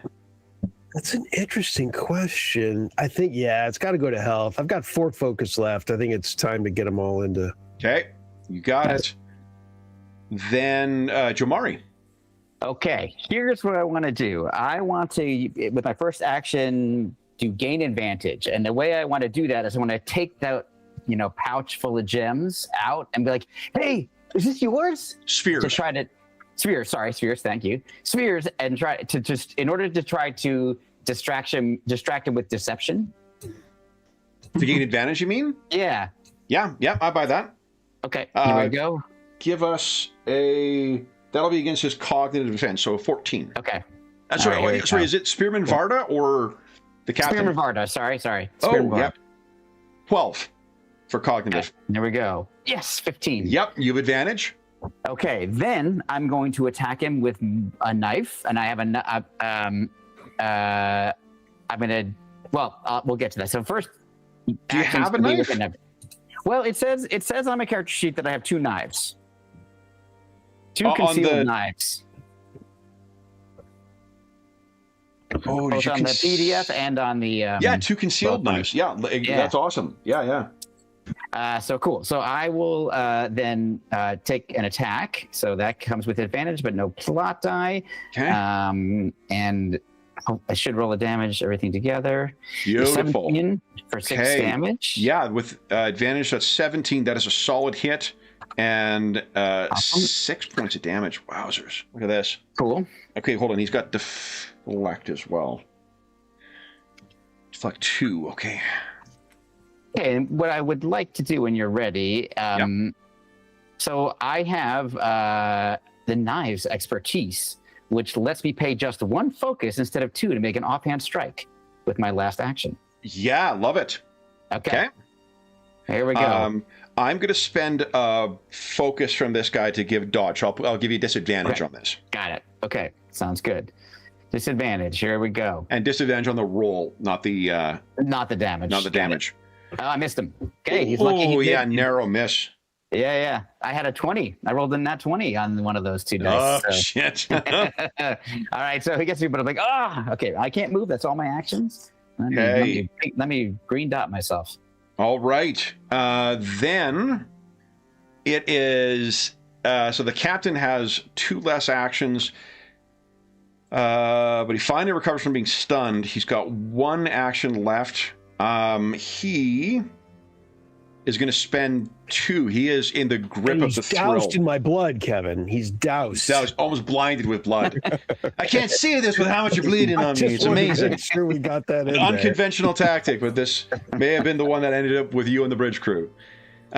He's spending 2 focus to do a berserker rage as the thrill surges within him, and his next strike targets each character within 5 feet of him and deals extra damage. Wow. So good times. Cool. Yeah. Zavinda and Ved, you both have your reaction. Do you want to dodge? So I think my vigilant stance, does that Yeah, it doesn't cost you any focus, so it'll be free focus, free for you, just cost your reaction. It would cost Zavinda 1 focus to dodge. Yeah, I would spend 1 focus to give him disadvantage. And you want disadvantage on the attack or on the damage? On the attack. Okay.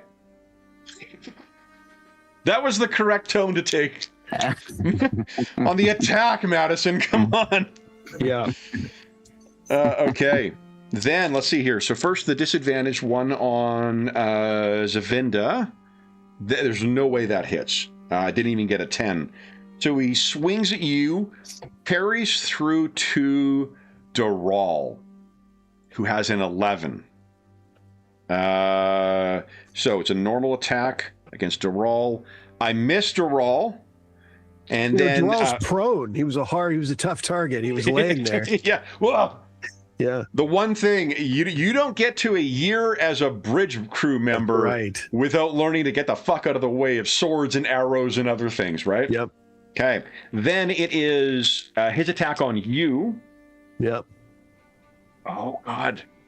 Disadvantage. With disadvantage, he misses you. There we go. And Spearman Varda has used his disadvantage, and Berserker Rage is each character within 5 feet. So Spearman Varda is also going to be targeted with this.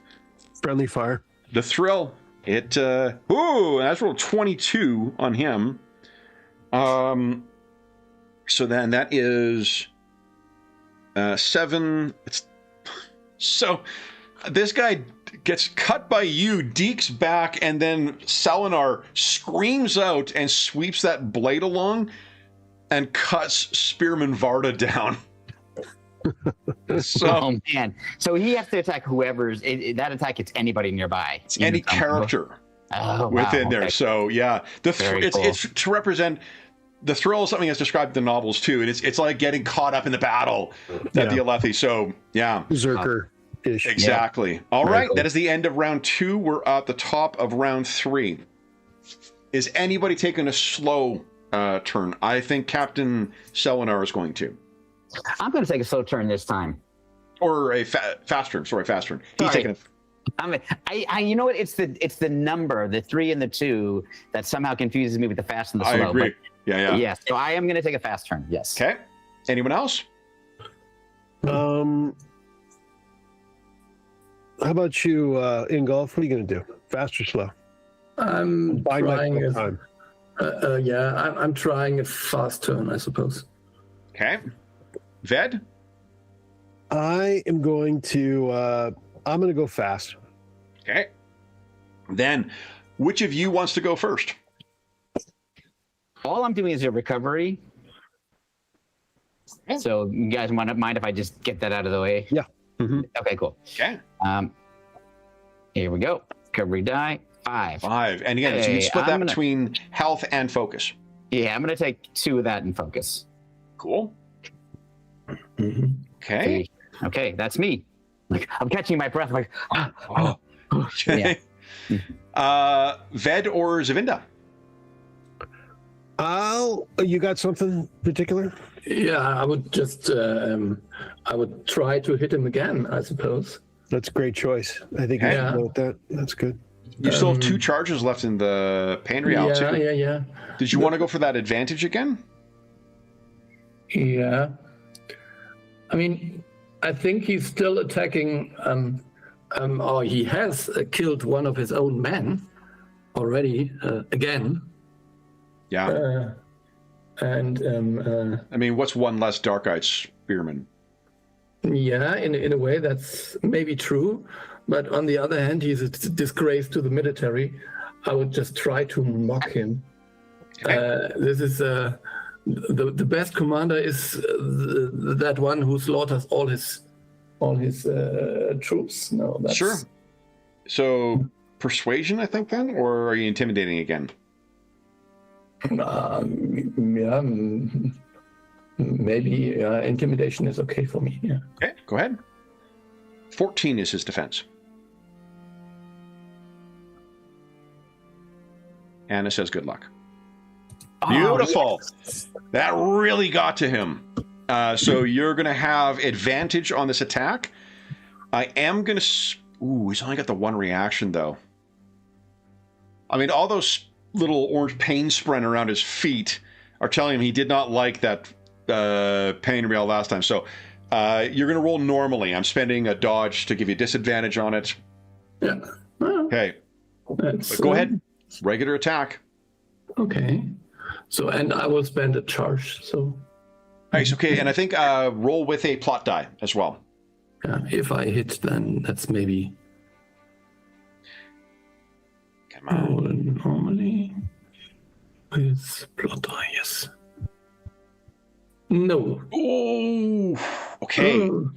Let's just see if it added the +4 in. Okay. So that's actually, it is still a miss, but like one of the neat things with the complication is complication, you see how it says +4 in there? You get to add +4 to your result. So that it does result in a complication, but the upside is that you do get to add +4 to the result. So that's a 13. Let me make sure I'm doing that right. I read this over a couple of times, and It wasn't the D6 at 2? That D6 didn't come out at 2? Right, but what it is complications are either a +2 or a +4. If you roll a 1, it's +2. If you roll a 2, it's +4. That's why they have like the separate custom dice for the game. Gotcha. Is to avoid that extra bit of like trying to parse out what the results are. Count complication.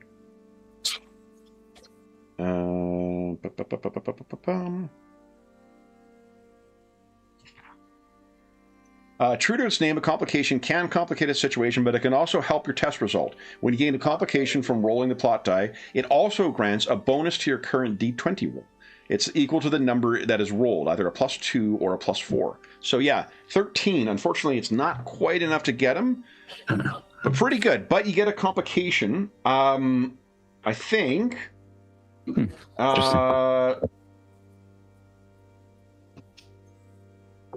I think you have gotten enough in the way that Ved is going to have disadvantage on his attack. And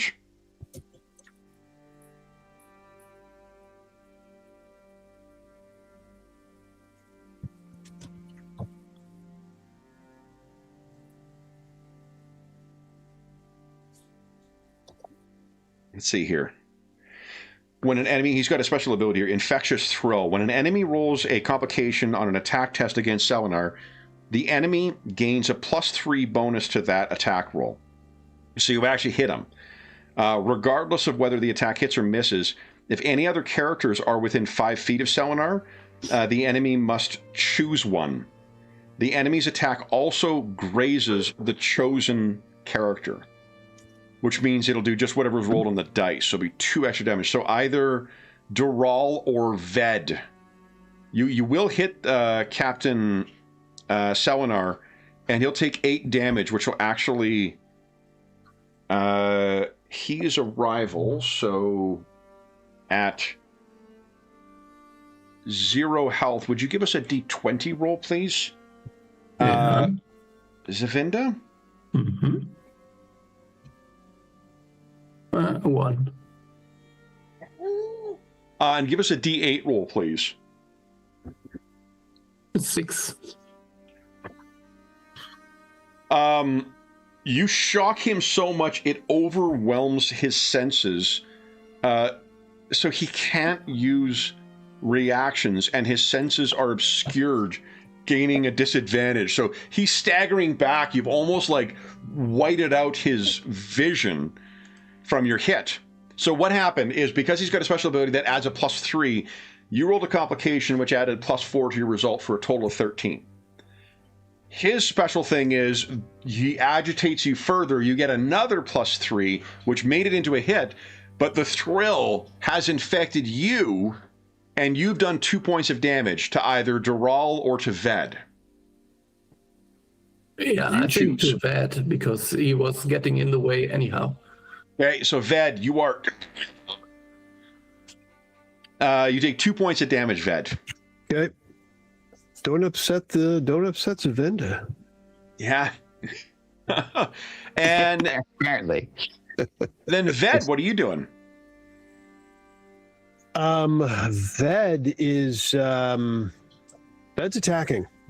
Ved felt good about his last attack. Hell yeah. He is using unarmed attack. Okay. Go right now. Do you want to try and gain advantage? That would offset your disadvantage. So that might be something like an athletics check against his physical defense to try and like reposition yourself in an optimal area, or intimidation. You could shout at him. I probably should. I was optimistically thinking that if my attack was so successful that he was like incapacitated, I would then use my next 2 actions for recovery. But that was probably a little. No, and there's a good chance if you because he's already been wounded once. The next time he is injured, you subtract 5 from the roll, and you've permanently damaged his eyesight, Zavinda. With that, so he permanently is disoriented, meaning he can't take reactions. And like attacks would be a disadvantage for him right now. Oh man. Yeah. I will.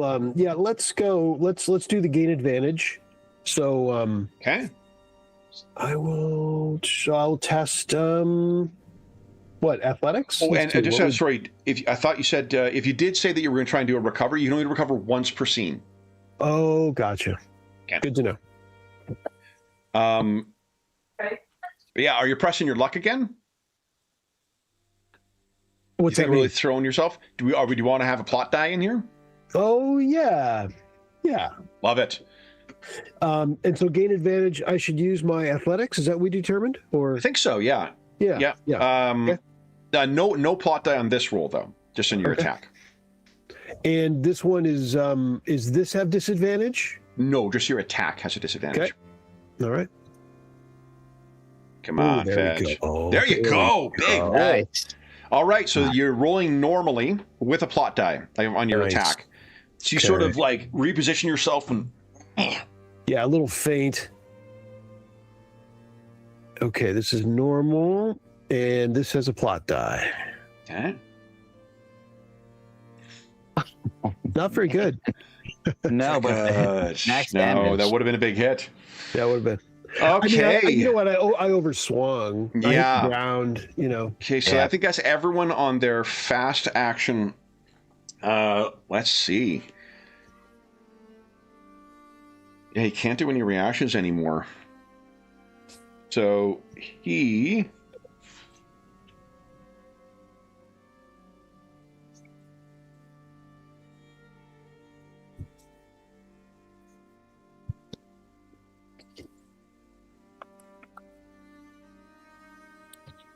screams out, "You storming dark eyes!" And he's actually swinging for Dural.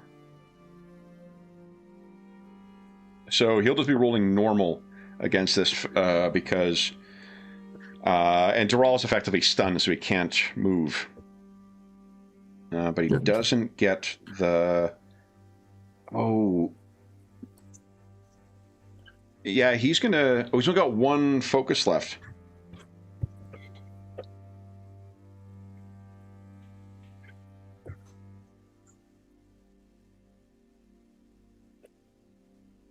He's going to try and knock Dural prone first. And he will have disadvantage on this. I mean, isn't Dural already prone because his leg is under the thing? He's sitting, but he's not prone. He's like effectively stunned. Well, that's a good point. I guess he probably would have the prone condition already. Oh, these fucking cameras. Okay. Then I... disadvantage. He narrowly misses. Oh no, he would be rolling normally. Fuck. He buries his sword in Dural. And that is 12 points of damage. Dural dies. Shit. That is the end of round 3. Round 4. Who's taking a fast action? I'm slowed to this time.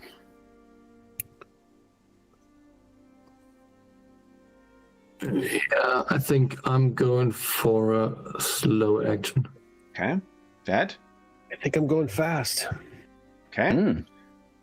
What are you doing, Ved? So you have no disadvantage this time. Do you want to try and seek advantage again? Yes. Okay. Yep. So okay, here comes an athletics test. Oh, may I make a suggestion? Yeah. One action, pick up the spear. Oh. Second action, insert spear in Bright Eyes. Here, Brightness, you seem to have dropped your weapon. Out of the corner of his eye, he sees that spear. So that's one action to pick it up? Yeah, and long spear for you. 10 feet. Vet doesn't even know what it's like to attack with a weapon right now. He's just like, what? Yeah. Okay. So you sort of flip it up with your foot. That's one action. Yeah, and exactly. Then, do you have it on your sheet? By any do. chance? Awesome. Go ahead and make your attack roll. Okay. Here we go. And with a plot die. With a plot die, you said? Yeah, let's keep it interesting. Yep. Come on now. There we go. There you go. Beautiful. All right. And that is 6 points of damage. So then, would you give us a 1d20 roll, please, Ved? Okay. Definitely roll low here. Lowish. Oh, and a vicious injury. Give us a 1d8 roll, please. Okay.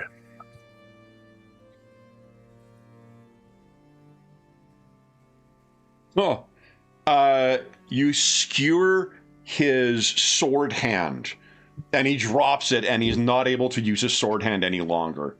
Screams and kind of drops to his knees. Wow. At this point, if you want to execute him, you can. I will. I'll look at Svinda. She is with that fighter in the ring, looking up at Caesar look in my face. I think he volunteered as bait for the Chasm Fiend. And with that, if that's what Vinda says, Ved goes, "Jiminy, I underestimated her," and finishes him off. His light eyes go dark, and he dies. Gross. Okay, now that you guys are out of combat, and Kevin, let me ask you: I didn't need it, but I'm noticing I have long spear expertise. Would that have meant? What it means is that you gain access to the special ability with it, which is defensive, which allows you to use the brace action without having cover. Nice. So basically, you can impose disadvantage on an attack on you. That is cool. With an action. Cool. Yeah, it's cool. It makes shields really interesting in this. Like shields, if you use them, it imposes disadvantage on the attack against you, which is... it's interesting. Different from a lot of the other games we played. Now, we're going to take a mid-session break in a second because we're way over mid-session. But I want to see about recovering outside. I think there is something akin to a short rest in the game. I just don't remember. So moving around others. That's all fighty fight shit. Here we go. Oh, I found the page on death, guys. Don't worry. Let me just mark that one. Oh, great. There we go. Short rest. Okay, so they call short rest a short rest. It's an uninterrupted period of an hour where you're able to just relax. After a short rest, you can roll a recovery die to determine how much you recover. If you're not rolling that, you can tend to others, which is you make a medicine... when they recover, they add your medicine modifier to their recovery roll. You can forage to use survival to try and look for resources, or you can take any other task, like including the ones we mentioned, like trying to dig people out from underneath the bridge, or look for supplies, or things like that. When you turn back to Doral is he made it more than a year as a bridgeman, which is longer than most. Right. But he has finally Expired. went to join the Almighty. Yeah, so he crossed his last bridge. Indeed. And that means that only the two of you are the last surviving, although unless you find someone under the bridge, the last surviving members of Bridge 9. So let's take our mid-session break. Then we'll come back and do your short rest, and you guys can tell us what you wish to do next. It did seem like Elia had some idea. She's effectively also, Ingolf, in answer to your question before, she's effectively a non-combatant. She's a soldier or a scholar. So you leaping in and doing something as her ward is actually not only appropriate for the setting, it fits thematically with the novel. Because there's an interesting ward-scholar dynamic between some characters in the novel as well. But over to the first one. All right, so then for those listening at home, we'll be back in about 5 minutes. I'll put a thing in to remind myself to unmute too.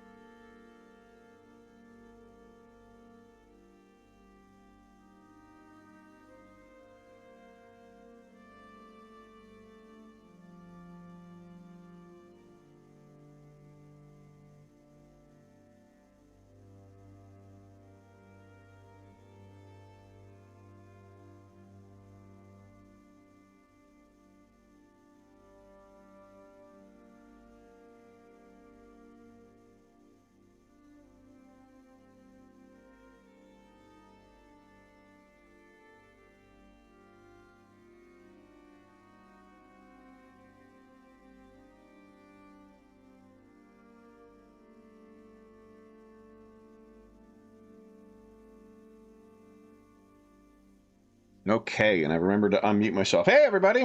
Hope you're having a wonderful weekend and enjoying our stay in Roshar.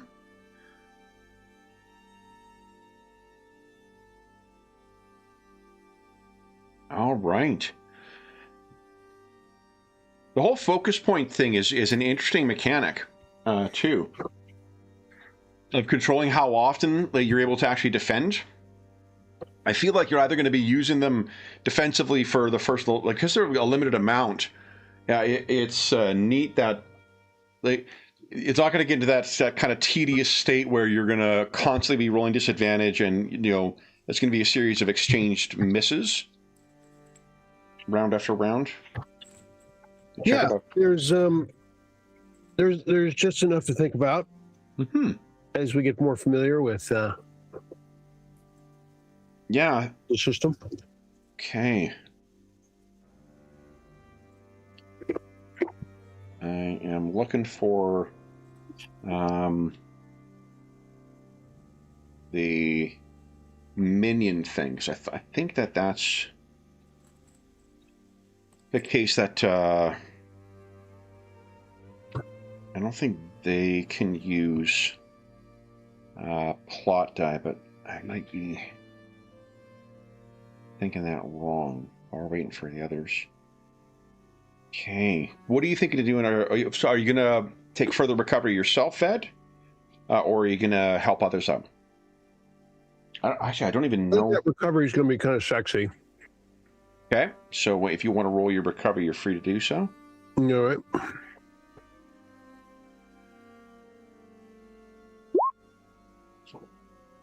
Okay. And again, you can choose to split that if you'd like. Yep. Let's go all health. Okay. And then if somebody else helps you, like Zavinda's got +4 to medicine, so if she doesn't need to take a recovery, she could add that +4 to your result. Okay. Okay. NPC tests don't generally use the plot die, so that answers it for me. I thought so. Okay. All right. So let me, maybe what I'll do is I'll put in chat sort of those options for you, because, let's see here. Search for survivors. Oh, shit, I knew I needed to hit. So here, find food. Recover water. Great tools.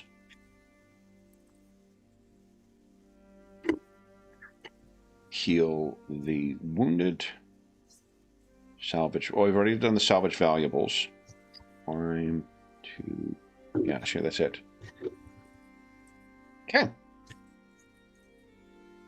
Jamari, what are you thinking of doing for your recovery? Are you going to take a recovery yourself, or are you going to... I don't think you've got any training in medicine, right? I do not have any training in medicine, unfortunately. +1. So I think I will recover. Okay, go ahead and give us a recovery roll. Okay. Yeah. Oh yeah, you're still done. 3 is what you need. Exactly. Now I'm full all the way back up. So that's great. Okay. So while we're waiting here, and Elia is sort of still in a bit of shock over what's happened here. There's, her ward and a dark-eyed bridgeman have just murdered a Light Eyes captain. Yeah, I was wondering about that. That's not normal. That's not really a normal. A little unusual. Zavinda, do you wish to spend a recovery yourself, or do you want to help someone recover, which would add +4 to their recovery? I think I would help someone recover. Okay. Then Ved, you'll get 4 more health back. Very good. Nice. The cameras are genuinely going to cause me to have a break. Yeah. It's a little bit like whack-a-mole when you're it's crazy how bad it is right now. Like, it's earlier today we were good up until about the mid-session break, and then it started doing a little bit of problems. But the way it's been with this session is what it was like when we were playing on Wednesday. Mm-hmm. Wednesday was like every 5 minutes I was having to move people up, and last night too, pretty much. Yeah, and last night too. That's right. Last night wasn't quite as bad as what it was on Wednesday, but this afternoon is. All right, so then there's still 2 survivors that are under the bridge, and Elia is still trying to process what has happened here. So, all a big misunderstanding. I put the options for like search for survivors, find food, recover water, create tools, heal the wounded. Whatever tasks you choose to do, they will be with a plot die because of reasons. What do you guys want to do? Search for survivors, okay? So that is what Jomari is doing. Ved, Zavinda. If you guys have anything else you want to do too. Yeah. I would maybe in the wagon there should be supplies. I should look for them. I mean, what does Zavinda think about Elia's response to this? Do you make a comment, Zavinda? Or I don't know. I mean, it's a little bit weird that she has no real reaction. But well, no, she has a reaction. She's in shock. Yeah. Chasm Fiend. She's a scholar, not a warrior. Okay. Right. Yeah. Well, I didn't realize. Then I would maybe have to treat her, I suppose. Sure, if you want to. Yeah. Okay. So yeah, then I would use medicine, I suppose. And vet. I'll search for survivors. Okay. So then, for those searching for survivors, again, you're rolling a plot die with this too, please. Give us a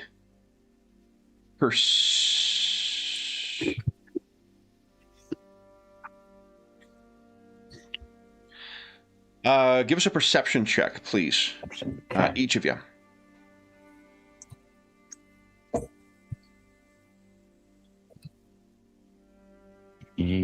Now. Okay. I mean, but that's +4, so that's a 14. Yes. I do have a question about the plot die. Oh, yeah. And because I am an opportunist, I can re-roll my plot die. However, I don't know if that means only in combat, because it says once per round. Good question. You know what? Let's look at the full rules in the... Yeah, I probably should have just looked it up. That would have answered the question. Oh, no, you know what? I don't think... so you are an agent, right? Yes, that's right. Okay, so... Opportunist is actually the first thing you get as an agent. So opportunist.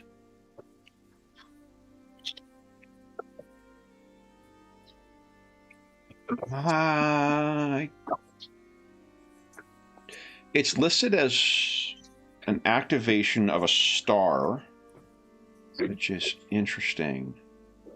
Let's see here. Special activation. Some talents don't cost an action or reaction.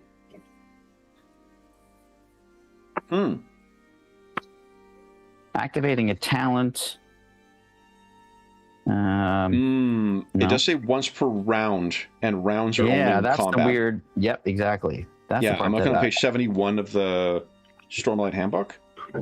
Okay, yeah, I was on 71 looking at the activating a talent. Yeah, and it says special activation.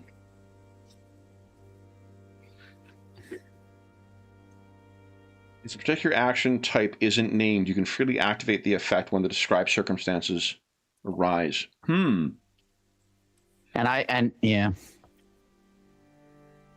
Yeah, I don't think you can re-roll because we're not in rounds right now. I think it would have to say always active, because always active as when it's with a talent means there's a whole bunch of stuff, but at the end it says, by contrast, if a talent requires a conscious choice, such as re-rolling a die, the talent is considered a special activation, even if you can do it anytime you encounter that situation. And I think it would say once per roll if it was intended to be once per roll. Exactly. Right? So I think the always active, it would have to be not a special activation. It would have to be under the always active.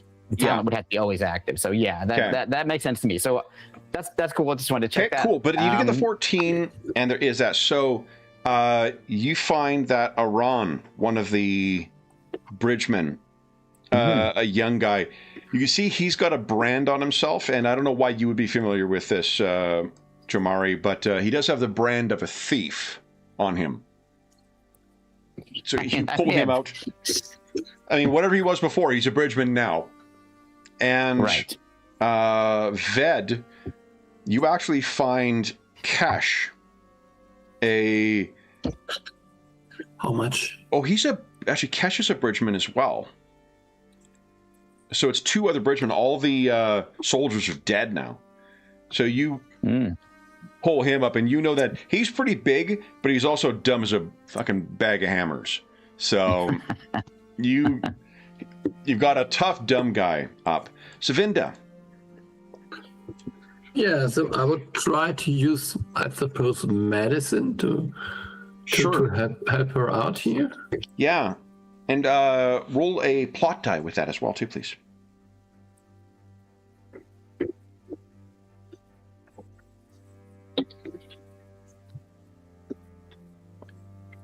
There's that complication. Love it. That's like a 22. So, Zavinda, what do you say to Elia? So, whatever he meant when he said it was your fault, it wasn't your fault. She kind of blinks, and Zavinda, he's dead. They're all dead. He killed all of them except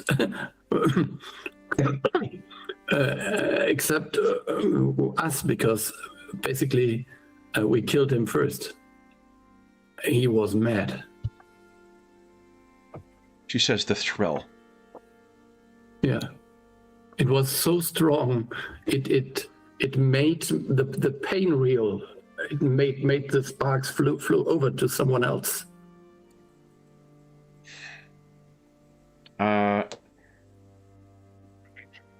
I think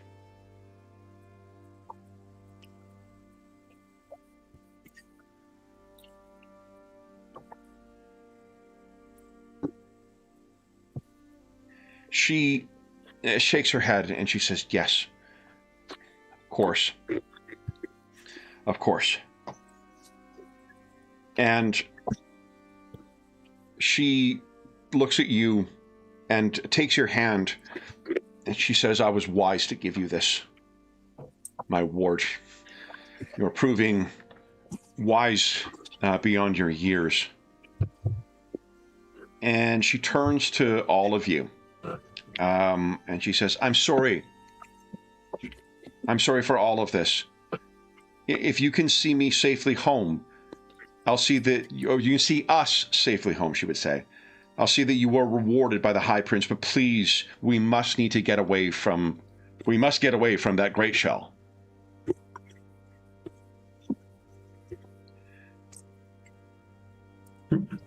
She then says, looks at you, Zavinda, and says, the scroll. Zavinda, where's the scroll? It must have been in the cart. I couldn't look for it yet. She says it's a map of all of these plateaus. Using the chasms, we should be able to use that to navigate back. Ved and Jamari, what are you guys doing with Aran and Kesh as you're getting up? Giving Kesh a talk. So, Kesh, giving him the arm around the shoulder. Here's the situation. We've lost the bright eyes. It's up to us. We got to get out of here. I know I have your sturdy back. So just I was making this mistake too. Brightness is a way of being polite to a light-eyed person. Light-eyed is a way of referring to them. Light eyes, light-eyed. And then dark-eyed. That is the sort of vernacular of the setting. Yeah, we've lost the light eyes. It's up to us. Got to get them back. Does that thing eat them? Not exactly. The Thelinar, he went mad, swinging in all directions. He hacked down that spear guard right there. What's he called? The departed spear. Varda. Yeah, he hacked down Varda. he was getting ready to hack the rest of us. He killed Dothar.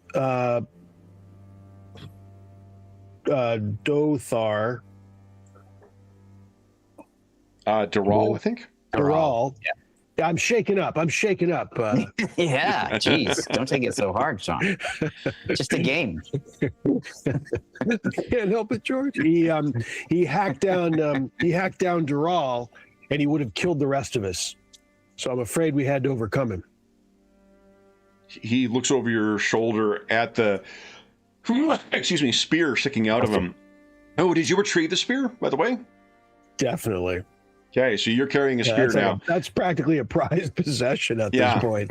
You may want to look around for another vest then, too. Oh, have no doubt. We haven't gotten to the looting situation yet, but that will happen. Okay.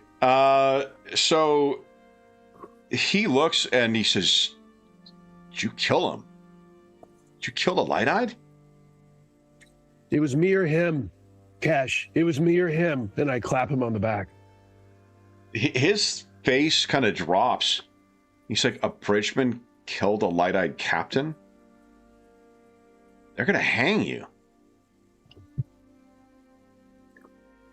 Cash, I think what we have to do is let Savinda and her master, it's probably not quite right, her boss. Her mentor, yeah, her master would be. Mentor. Yeah. Her mentor, Elia. We need to let them handle this. Getting involved in this will get your nose cut off. Any of us. He doesn't have anything further to say, but Ved, incidentally, when he says hang, he doesn't mean by the neck. He means upside down and left out in a high storm. Yeah, your flesh is flensed, your bones pulverized by boulders that are tossed around by the storms, and potentially scorched by lightning. So hopefully you die before you start realizing what's happened, but I'm sure it'll be fine. When you have a murderous, mad Light-Eye about to gut you, you'll have to make your own decision. But I got to tell you, I decided to live. Oh, he says nothing further. Like when you did that, I'm sharing that with you for your edification. Yeah, I understand. But I'm just locking it in a little. I'm just trying to give a little extra. Out the door, Cash is just going to be looking around like, I don't know this guy. I don't remember. Right. Bridge 9 what? I didn't see anything. I don't know. I was under the bridge. Yeah. Jomari, what about you in Iran? I think, I help Aram up and I kind of dust him off and stuff. I'm like, are you okay? Do you hurt anywhere? And I kind of, check him. Yeah, nothing too bad. Like they've each taken damage, but like nothing too serious. Okay. So I say that. Now look, it could be a lot worse. And thank you for that. To the west, clicking and scraping sounds echo through the chasm. They stop for a moment and then grow louder. The chasm fiend is on the move again. And I have a just terrific illustration for you guys. I do like that I was able to set it up and you were able to knock it right down. Yeah. It's almost like we played together. Exactly. Yeah. Oh, man. Here we go. Let me get this done. Yeah, this is just fucking awesome stuff. So I'll say go ahead, Kevin. To give you a size differential, guys, let me bring on here, because we do see Ved in the foreground there.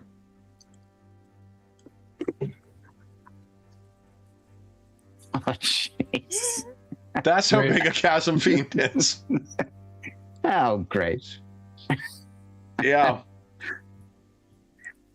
So, but it is not that close as of yet. Okay, good. Yeah. That's Let good. me bring. I'm going to bring the survivor. I noticed the guard under the foot too. Don't miss that. Yeah. Well, one of the player characters, if Graham was it's too late for him to play, but if Graham had made it, he would have been playing one of the surviving spearmen, so that would have been his player character underneath. The foot Okay, and here's the rest of the guys. Let me grab them. And I think just to complete the circuit, I will then say once that happens, okay, it's worse. Okay, come on. There we go. Boom. Put Elia over here with Zavinda and the Bridgeman over here. All right. So, guys, here's what we need to do now. Take flight. The game has a kind of like a skill challenge mechanic that is called an endeavor. So you need to get 6 successes on this before 4 failures. Things you could do include flat out running, which would be an agility test, assisting an injured character, which would be an athletics test, hiding, which would be a stealth test, finding a shortcut, a deduction or perception test, distract the chasm fiend, using deception or survival. That one will definitely come with a plot die. Or bring up the rear if you let others go ahead to try and show your bravery. Each of you will get a chance. Showing his bravery in the picture? That is definitely Ved showing his bravery. That's a hint. Yeah. You know, it's because of I should zoom in. I can't tell if those trousers are soiled or not. But well, they're about to be if they're not yet. So yeah. So, guys, what do you think? This thing is starting to move in your direction.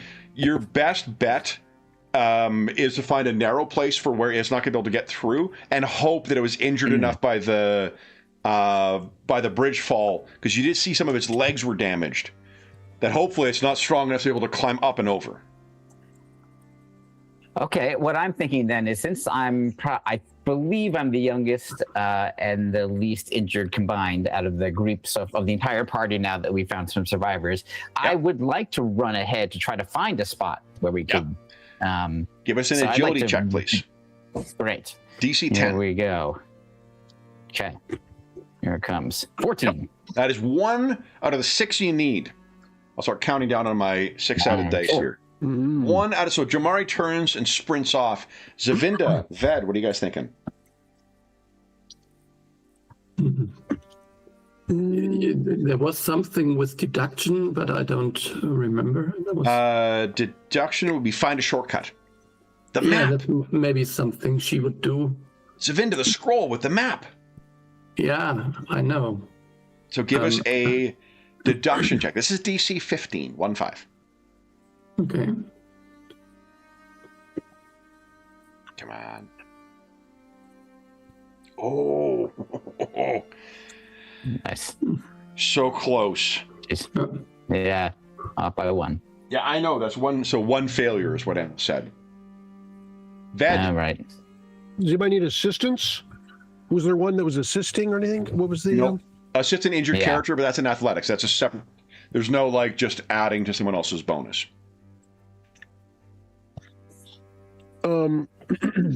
Assisting an injured character is a DC 15 athletics.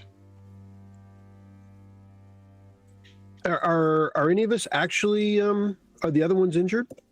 Yep. Aran and Cash are both injured. But not like, they're on the ground with broken legs and stuff, but they are definitely hurt. Yeah. Other ones are distracting the Chasm Fiend, bringing up the rear, using discipline or leadership, hiding, using stealth, distracting, using deception or survival. Bringing up the rear, like... discipline or leadership. Okay. I like that less. Can't imagine why. Exactly. I will tell you that those ones, the difficulty is lower, but there is a plot die that comes with that. Oh, yeah. Is there one for throwing somebody down? Oh, yeah. What'll happen Hurling bait. Which one was that? if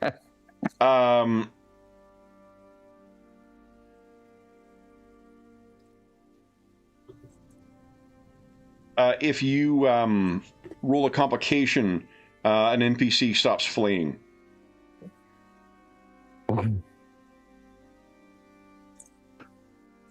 So, what are you doing, Ved?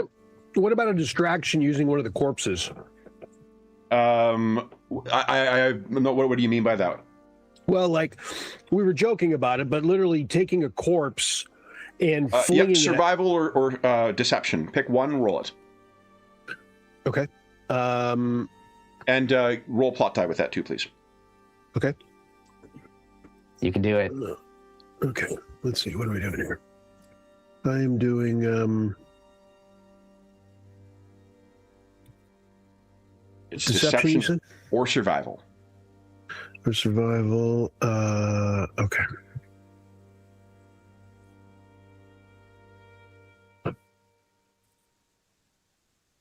Ooh. Okay, nice roll and no complications. So that's great. That is 2 successes you guys have. And awesome. 1 failure. Okay. Of course, I've got my... Oh, no, I have a 1 on here. I got my stupid Brancalonia dice that has 2 20s on it. 2 20s. Yep. Nice. Okay. Wood, Zavinda. Mhm. What is Elia going to do, you think? Is she going to try and look for something as well? Yeah, I mean, I think she would go for the map then, Okay. because I can't stop her.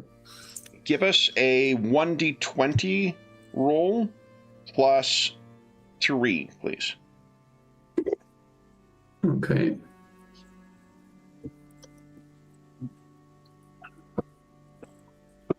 Ooh.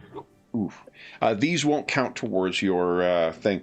She gets goes for the map and kind of freezes. What you can do, if an NPC freezes, you can give a DC 10 leadership or persuasion test to try and get him to fucking move. Mm-hmm. So she's currently frozen. Jomari, what is Aram doing? I think Aram is, he's already been nearly killed by the collapse. I think he's probably, freaked out in general. So I think he's just going to run. I think because yep. because I was talking to him and I ran, I think like he's just seeing like runs. Like, okay, go. Yeah. Give us just a flat 1d20 roll, please. Okay, there we go. 1d20. Sorry, Ram. Okay. Though rather, he starts to lag behind. Okay. And same thing with Zavinda. She's just taking too long. She's not frozen. She's just taking too long. Ved, what is Kesh doing? That big fella. I think he would probably run. I think it's similar to the logic that George expressed. Yeah. Give us a flat 1d20 roll. Oh, Cash. Oh, jeez. Boy, oh boy. Okay.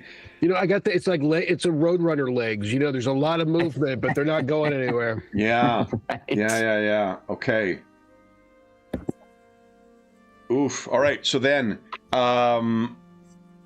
our player characters again: Zavinda, Jomari, Ved. What are you guys doing? You need 4 more successes. I wouldn't mind trying to find some kind of not a hiding spot because I don't want to stay still, but like try to find a place where I can go around a boulder or something that's going to get me out of its line of sight, sort of thing. Give us a stealth check, DC 10, but you're rolling a plot die. But I'm rolling raising the stakes. Right. Sounds good. Yes. It's easy to do, but nat 20, baby! Look at that, huge. I don't know if you get 2 successes on a crit. So what I saw on a crit was just that you get an opportunity. It looked like. Oh. Yeah. On the Endeavor? You know what? I wasn't looking at Endeavor. I was just looking at general dice rolls. But let me see if I can find that. Endeavor. It's on the quick reference sheet too. Oh, maybe that's where I read it. I've got 14 books open at the same time. Yep. Oh, you know what I'll say then? Right. Do you want to? So we'll just treat it like an opportunity then. Do you want to grant advantage to somebody to get one focus point back? Could I potentially use it to get Aram to snap out of his He's just falling behind is a thing. Okay, that's fine then. So yeah, I'm going to use it to grant advantage to Ved. I'm like, this way, like as I go around the kind of boulder. Yeah. Okay, so you got 3 successes thus far, and Ved, you got an advantage on your roll. Do you want to go next then? So, having distracted last time, I think Ved may run. Okay, that's an agility check then for flat out running. Okay. And that doesn't have a plot die. Okay. And it's only DC 10. And you have advantage, don't forget. And you have advantage. Very nice. Okay. Come on, big money. Yes. Oh, there we go. So that is 4 successes. Zavinda. Yeah, I think I would now look in the carriage myself, because without the map we will die anyways. So Yeah. Give us a perception. Deduction or perception. Oh, then I would take deduction. Yeah, and let's give it DC 10, but we'll also raise the stakes on it. So you'll roll a plot die. Mm-hmm.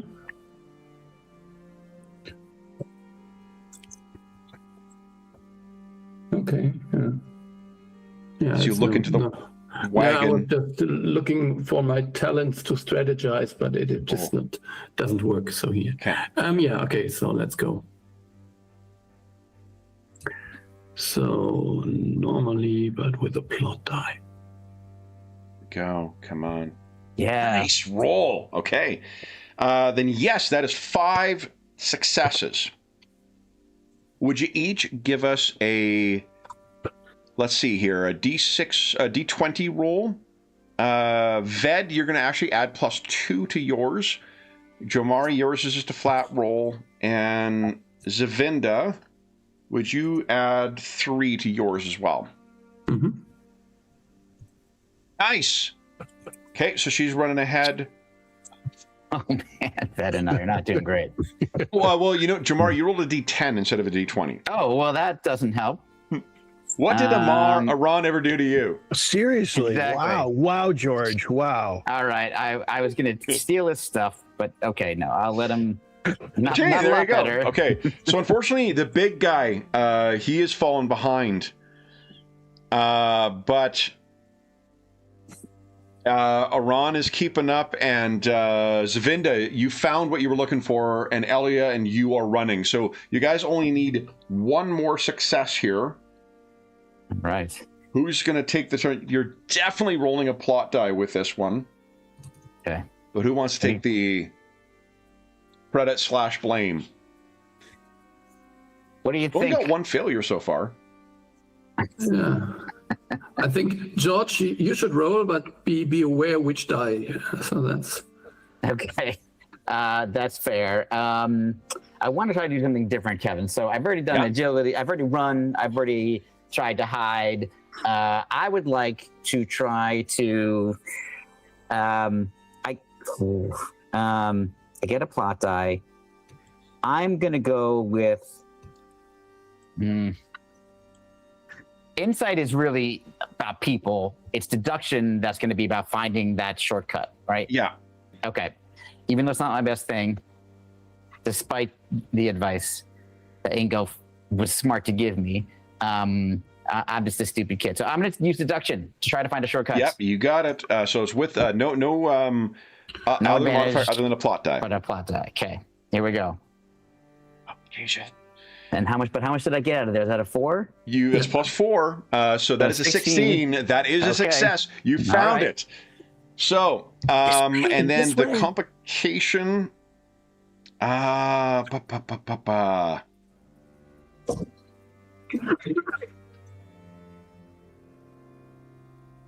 Let's just have you lose one focus. I think I was like, well, do you drop an item? But like, nah. Okay, cool. I mean, the focus is probably just the. Okay. I will say, I do like how the plot die works when you roll a complication. Because there's an offset, like right within it, you know? It's It's cool. an interesting offset because it sucks rolling the complication, but it also pushes you over. Yeah. All right. So then, because you guys, I don't know why you hate wildlife so much, guys, but because of your success, the Chasm Fiend will not feed on any of you. And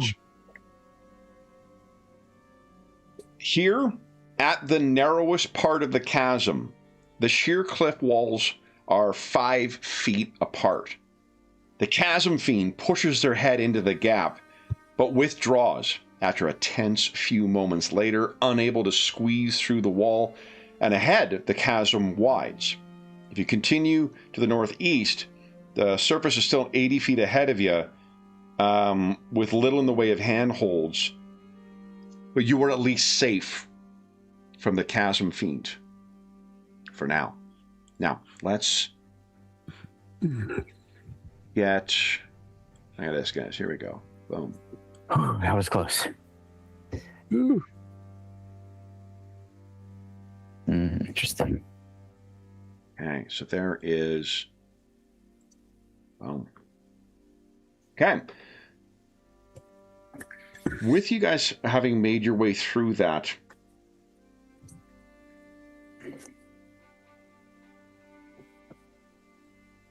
you have an opportunity to catch your breath. What is everyone doing? Elia looks at you. Zavinda, you were the one who grabbed the scroll, right? Yeah, I think we should look at the map. Agreed, my ward. So if you spread that out, you begin looking at that. Jamari, Ved? I'm literally catching my breath from running, but I also will check on, both Cash and Oman, like make sure like they're okay, like, because they were kind of lagging behind and want to see if they didn't, sprain something or something like that. Okay. Yeah, I was similar. I was going to buck up Cash since I knew he was the ox that looked like he was going to get gored in the back. So, Yeah. Okay. One of the things, are either Ved or Jamari, are either of you guys trained in survival? negative. Unfortunately, no. Hey. I'm very focused on what I can do. Yeah. Everyone, Well, and also, everyone like, is. That's the you're not thing pressed of the into the game. bridge crew because of your ability to do other stuff, right? Yeah. Yeah, exactly. So one of the things you look over, you didn't get any water. You didn't get any food. You didn't get any wood from the bridge. So while Zavinda and Elia are looking at the map, one thing that may dawn on you guys is you've got no water, you've got no food, and it's going to get cold and dark quite soon. Right. So here are some of the things you can do is, or at least you can think about doing before night falls. You can look for pools of water. Inevitably, there will be, with this far down and this dark, there will still be pools that are left over from the high storm, the last high storm, when it went through. Unfortunately, that water is going to be stagnant and full of creme near the bottom as well. It would need to be boiled to be safe, but you can drink it to avoid getting... basically, the penalty is -1 exhausted if you drink dirty water, but it's -2 if you get no water. Okay. You can also look for succulent plants down here. They may replace the need for water. but you need to make sure you're picking the right thing.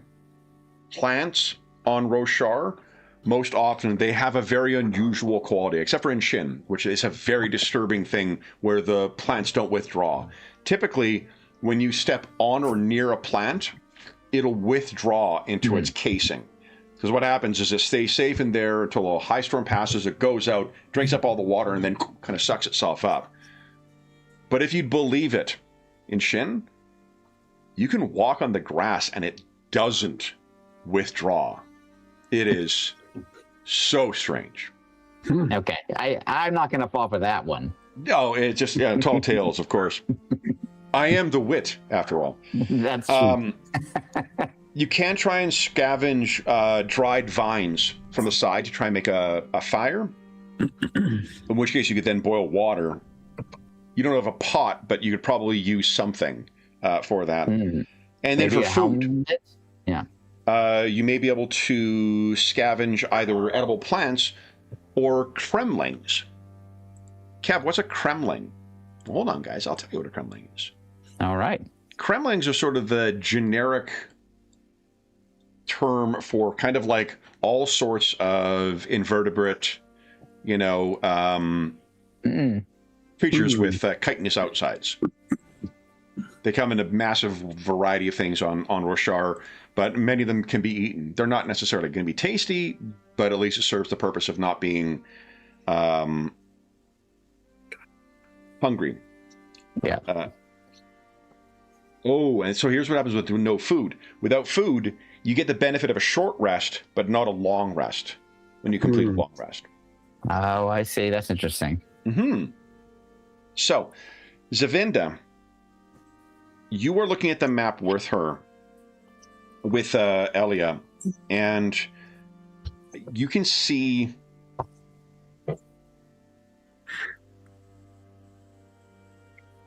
Zavinda, from our current position, the war camps are due west. That is directly in the path of the Chasm Fiend.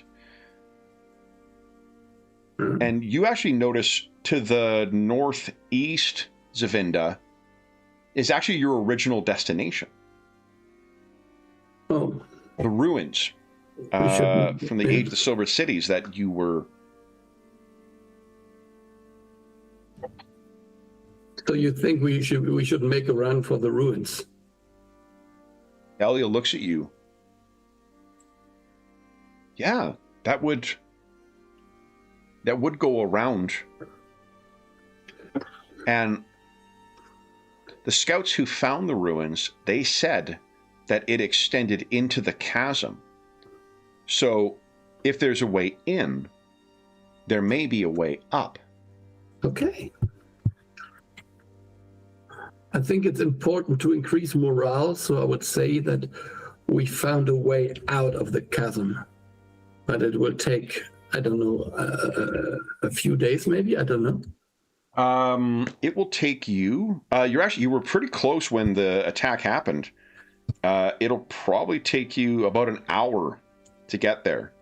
It will be traveling in the dark though, and it is...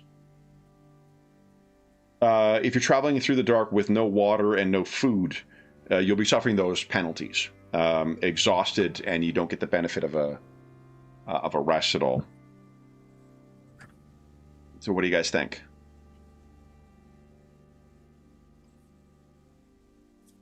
I mean, you would get there. Yeah. Go ahead, George. Sorry. I think Jomari, despite literally rankling at authority, which is part of his personality, in this situation, this very, very dire situation, despite his optimistic kind of core, would defer to the people who know a lot more than he does. The scholars, the light eyes. So he's looking to Zavinda, and whatever Zavinda says, I think he's going to do his best to help achieve that. So if going to the ruins is the place that makes sense to go to, he's all for that, because he understands that going back in the direction of the Chasm Fiend and all, we're very limited in terms of our options. Anna. But he is aware we need water and all those things too, so he's going to focus on that. But in terms of, the destination. I think he thinks of going to the ruins, and maybe there's treasure there. Just saying. I will say you're unlucky because of the time of day. You're not going to be able to reach there this evening. Like, you're going to need to make camp. That makes sense. And he wants to find water and do those other things as well too. So, yeah. So then, for the tasks at hand,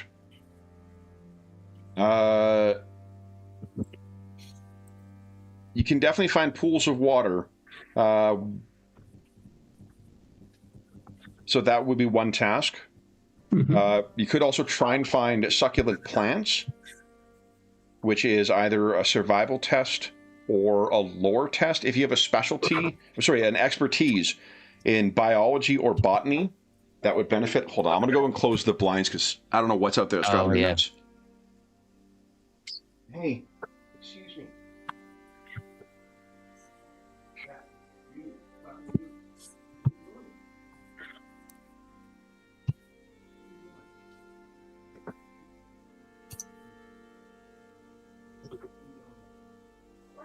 You guys are all in agreement about going to the ruins?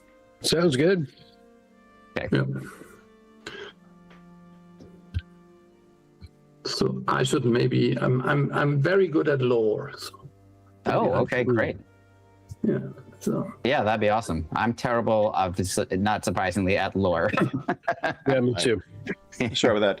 We just got out of a cold snap here, so like everybody, it's 8 degrees here today. Everyone is out with their dogs and their kids and whatever else. And yeah. There's a lot of, she needs to make sure everybody knows that she is aware of what they're doing. As she should. Yeah. So sorry guys, the if you're going to look for things, finding water is no problem whatsoever. There's pools of water all over. You can drink it. You'll just get sick. The succulent plants is either survival or lore 15, or if you've got a relevant expertise, you can just identify which ones it is. But while I think we decided that Zavinda, right? You were you have lore. Yeah. Okay. So you're gonna try and find succulent plants. That's a DC 15 lore. Building a fire, it would be take either a DC 10 crafting or survival to find some dry vines. I can do that. For some wood. Right. Foraging for food is a DC 10 lore or survival test to find edible plants or cremlings. You don't have to roll a plot die with that. Okay. Okay, cool. Oh, that was a deduction. Okay. Sorry, I was looking at that was before, yeah. No, I found none. So I think you're looking around and you're finding a bunch of stuff, but Zavinda, you're just not quite sure. And this is one of those things you probably don't want to be like half right, half wrong about. So it doesn't mean you don't find food. It means just that like you're going to want to get that fire going, hopefully, so that you can purify the water and drink that instead of the succulent plants. Hopefully that is what I've been able to accomplish, is finding some wood. Yeah, and also, well, before we get off of Zavinda too, this doesn't, I think this, you don't have an expertise in botany or in biology, right? No, only in archaeology. Okay, so what I imagine is that you are just shocked at the variety of things down here. Yeah. You know, like there's so much more life that grows in the depths of these chasms than what you expected, that it's just difficult to know, like, well, I think what this one is, but I know it to have blue spots on the outside, not yellow spots on the outside, and I don't know if this one with yellow spots on the outside is safe to eat or whether it is poisonous. And yeah, you come back empty-handed. Jomari, no problem. You've got all the vines and whatnot that you will need in order to make a fire. Great. Ved, are you going to be foraging for food? I thought of foraging, yep. Yep, so it's lore or survival, DC 10. Okay.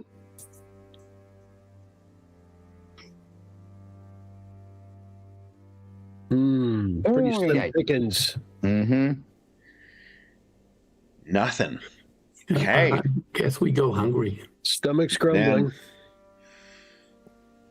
Yeah, I think... oh yeah, Dural's dead, so he doesn't help you at all. Oh, You were thinking we'd feed off him? So let's have... Yeah, no. it's a daughter party. Jeez, Dural, John. hey, Party. you don't get Jeez. to a year as a bridgeman without knowing a thing or two. If you had got Dural to survive, Dural would have granted advantage on some of these rolls. Oh, wow. Okay. He knows the chasms really well. Yep. So you do have fire, so one upside.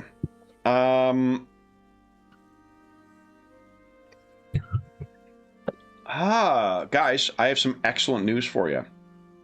Okay. Jomari. Yeah. What was it that you recovered from the... I recovered some spheres. Correct. So even though the darkness is coming, you can open up a thing and hand a sphere out to everyone. With the light of those spheres, which still have Stormlight in them, you can each make a second roll. Oh, awesome. All right, great. So I'll hand everybody, like, here, you get a sphere, you get a sphere, you get, you know. Yeah. I'm assuming Cool. the NPCs are all kind of making camp otherwise, as best they can. So who wants to go first? Zavinda, you want to give us a lore check? There you go. Nice. What is it that, like, sort of you finally decide on, like, okay, no, I'm confident in my... Yeah, I think I would just now. I looked too much on the ground, and then I just got the impression that if I look at the plants that grow on the walls, they might be more familiar because I've seen them above the ground, maybe also. Yeah. And sort of at the tip-top, you can imagine like you're standing on your tiptoes, you know, kind of going up and pulling some of these things off. Zavinda has satisfied your need for water. Jomari, awesome. You've already found the wood. Yeah. Anything else you think you want to do? Do you want to go looking for food as well? Maybe both of you forage? That's what I was thinking, just to double our chances. Sure. Okay. So why don't you each give us either lore or survival, please? DC 10. Okay, here we go. 12. Good problem. Some delicious cremlings. Sure. I mean, it's kind of like, you know, land-based crawdads, I guess. So, like... Right. Not the worst eating. True. All right. So then, with access to food, with access to succulent plants, you are not suffering any kind of dehydration, and you are not suffering hunger, guys. Oh, awesome. Okay, great. So, it does appear you've encountered one other thing down here. Block text. Oh man, you gotta be careful. Darkness more block text surrounds your makeshift campsite, with only the faintest starlight visible above. By the time the first moon rises, no dangers have emerged from the shadows. It's eerily quiet, and your fellow survivors are lost in their own thoughts. While you were sitting around here, guys, why don't you share one element of your character's backstory with the rest of the party?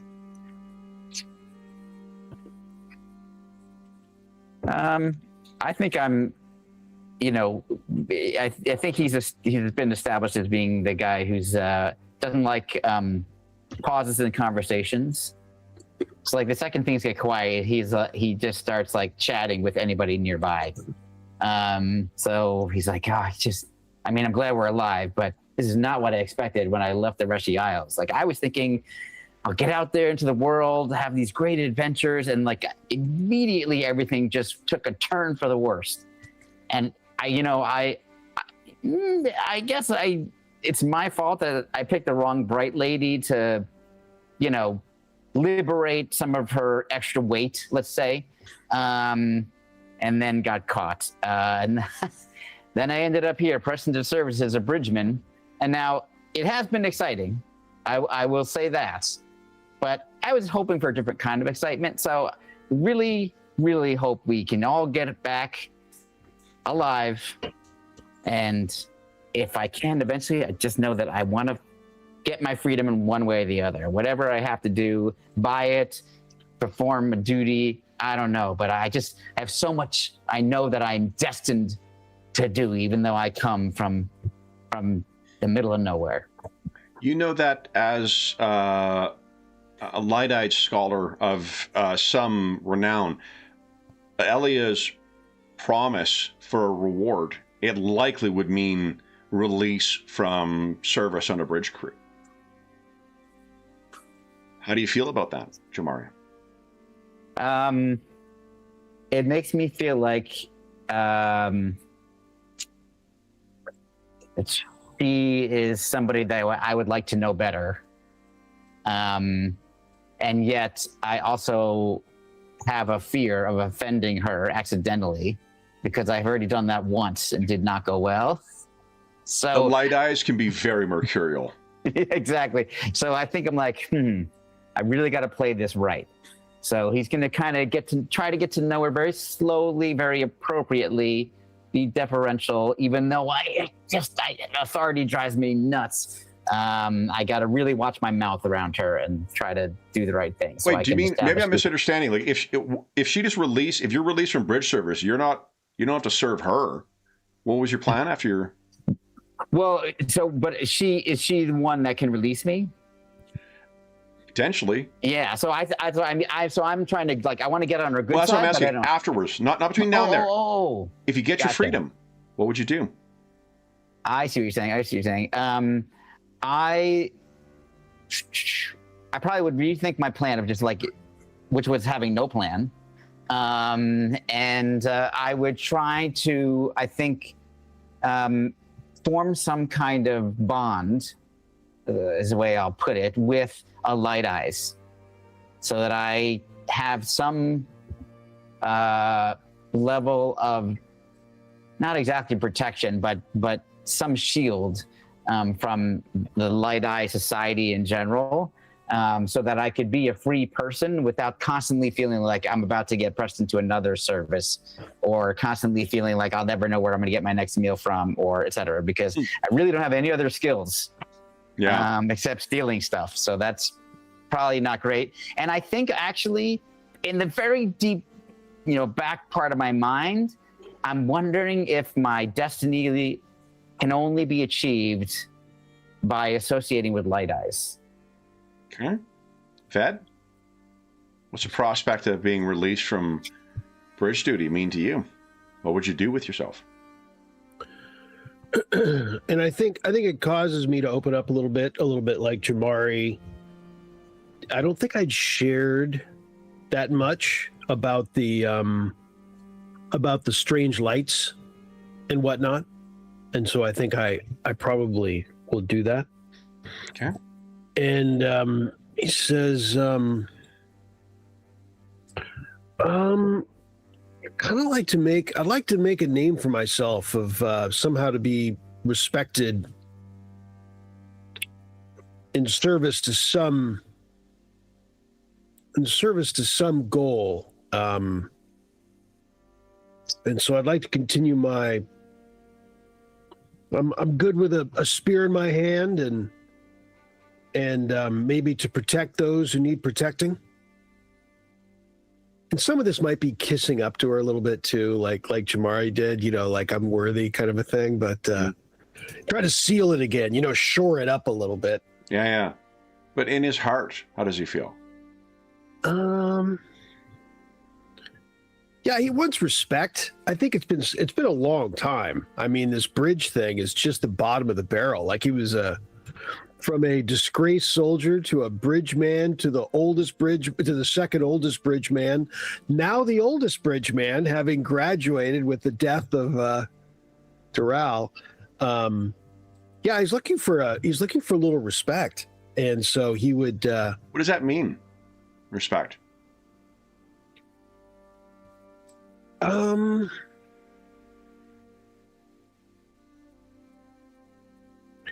Yeah, I think true freedom. I mean, I think what Jamari was talking about is resonating he hadn't thought about a partnership with a Light Eye, but it's not crazy.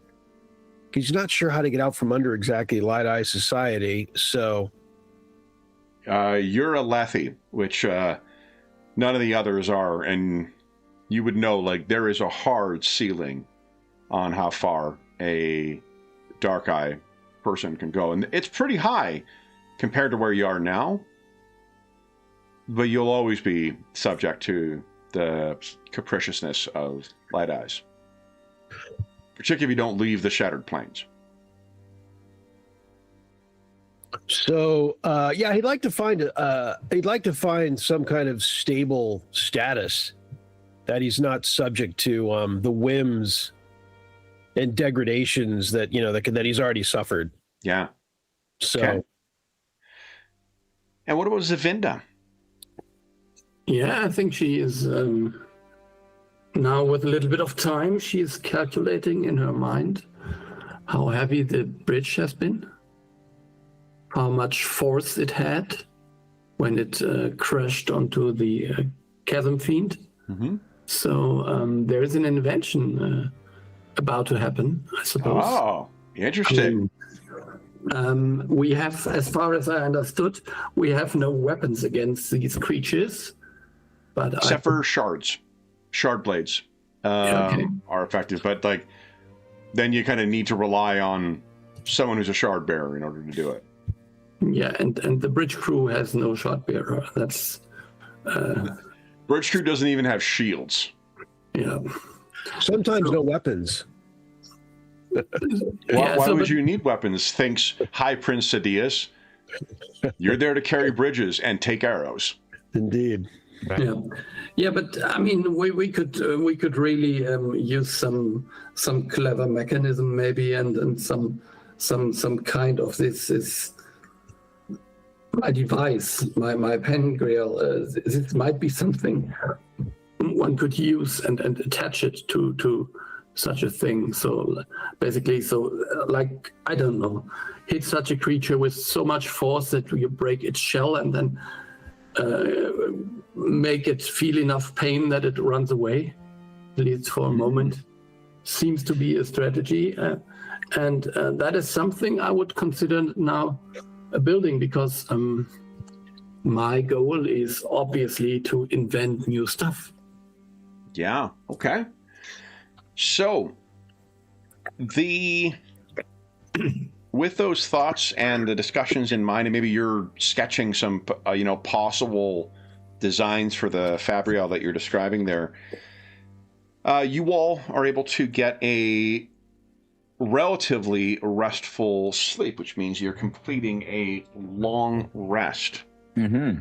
And a long rest comes with a chasm fiend, which is really weird. It's in the rulebook, guys. Don't blame me for it. Wait, I might be wrong about that. Hold on. Here we go. Long effect. You recover all lost health and all lost focus, and you reduce the exhausted penalties by 1. So, Ron is up to full. Cash is up to full. Is anyone else down? Elia's. Okay. Focus, he said? Yeah, if you fill up both your focus and your health, all of it comes back. Just in time for the Casa. All right. Yeah, I think now we are attacked by a casserole. That would be nice. Yeah. It's the scariest thing of all. Yeah. Oh. I think in the morning, as you guys are getting ready, Elia and Zavinda are double-checking the map to make sure things are... they've got the way to go. Ved and Jamari, you're maybe grabbing some extra food or, packing up as best you can the leftovers from last night, and it's Ron who comes over to the two of you. And he comes over and he's keeping an eye on Zavinda and Elia to make sure that it's out of earshot of them two. But he says, Hey, Van. Let's talk over here. And he gestures. He says, I think I saw some over here. And he walks over, looks back at the two of you like... I'll follow him. Yeah. So he walks over. Kesh is sort of packing up as much, maybe some extra vines that were not burned last night, so don't have to get firewood for tonight if you need another night. He turns around and looks at the two of you. And he says, everyone at the war camps thinks we're dead, right? True. That means we have a chance. We could just leave now. We know where that place is that she said. I saw the map. Do you trust this Light Eyes? That she's going to follow through in this? Or that Sidious will let one of his bridge crews go? For failing? You make some good points. Do you think that she won't tell that you killed a Light-Eyed captain at that? I was feeling so good about this. You're bringing me down, says Ved. Look, if you trust her, that's... Bridge 9 stays together. I'm just saying. You're a Lethe. Do you trust him? What are we going to say, Jamari? I think I'd repeat, like, yeah, I mean, I see how you're thinking and why, and it makes a lot of sense, and it makes me want to take you up on it, except for one thing, and that is where we are right now. And I kind of feel like, given what we just witnessed, we might need the advantage of strength in numbers. And by strength, I don't necessarily mean muscle. I mean smarts to survive this. But maybe when we get closer to escaping this place, maybe we have this conversation again. What do you think, Ved?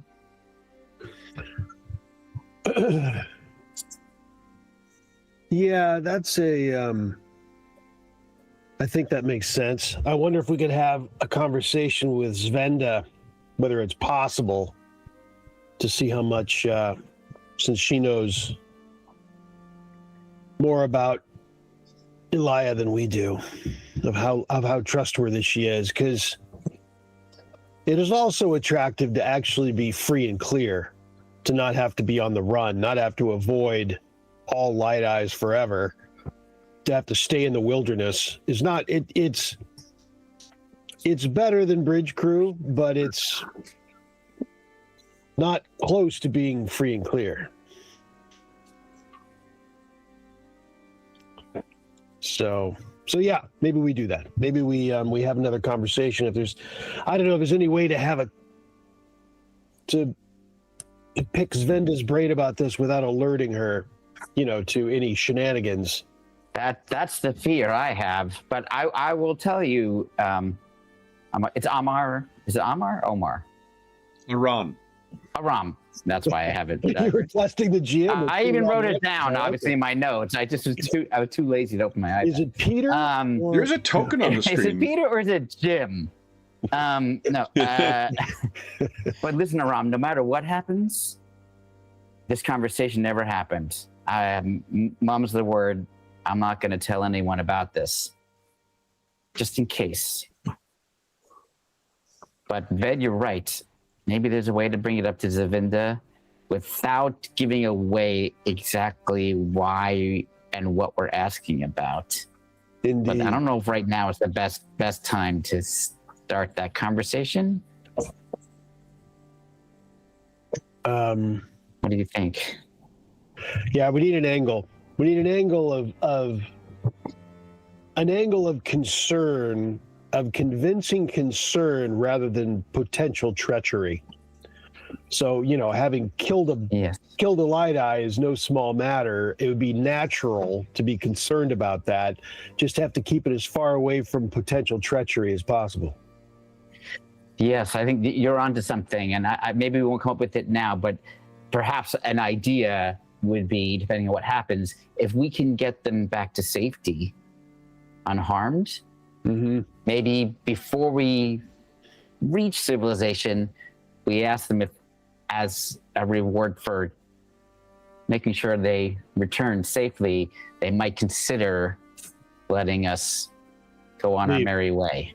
That's interesting. Power play. Kind of a weird power play, but yeah, like, listen, in our behalf, since we've all been through this together, I'm just basically saying what you said, that do you feel good about this, Elia, Bright-Eye Elida, that you feel like will be... Brightness. Remember, if you were being polite to her, it'd be Brightness Zavinda, or just Brightness. Gotcha. Brightness, Brightness Mattel. Do you feel good about this, since this was such an unusual trip in the way it all came out?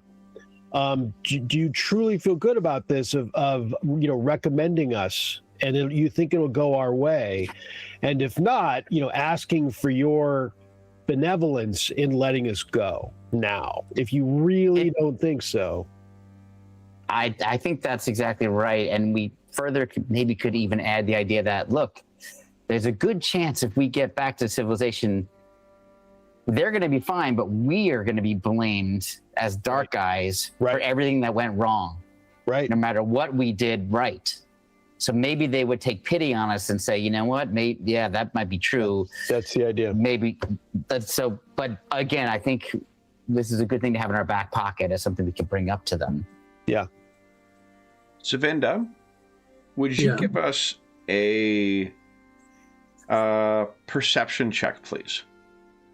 And normally with dice, with spot I think we're gonna raise the stakes as well with this one. All right. So you roll plot die. Whoa! Oh, nice roll. Zavinda, she just surprises you. She's just over there. She's like knitting. Who knows what's going on over there. So I think with the rest of the camp, Elia is getting things ready. Cash seems just eager. He may have, of everyone, been the most suited to be a bridgeman, maybe, because he just wants to carry shit for you guys. He's quite happy and quite pleased to be in service to both of you. He may have be nursing a bit of a crush on one or both of Elia or Zavinda. But Zavinda, you step away for a moment and you look over and you can see Jamari, Ved, and Aran. There's really no other way to describe what they're doing than seeming to conspire. Because they're having a lot of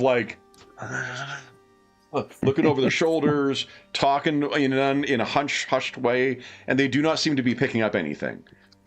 You rolled really well on that, so I'm not going to bother with any stealth rolls here. That's awesome. Well, also, we were stupid. We should have pretended we were gambling or who not doing something. Yeah. There was too much. That's awesome. Too much. Yeah. Yeah. What do you make of it, Zavinda? Learned our lesson. It's the first time you've seen them do. I mean, in fairness, things have been pretty crazy since you've gone down, but everyone seemed pretty relaxed and open. How do you feel about seeing the bridgeman, other than Cash?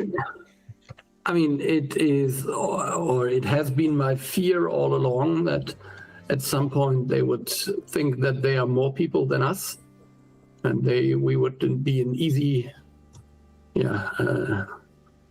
targets. So I'm worried. Okay. Do you say anything to Elia? Maybe I ask her, do we have any special... I guess one thing to consider about that is Elia may be an exceptional scholar. She does not seem to react terribly well in the face of real-world danger. Yeah. right? So what do you think? Yeah, I don't think. I think if it comes to the final confrontation, then I would have to pick the weakest one of them and teach him a lesson, and then maybe the other one will come to their senses. That's usually how it is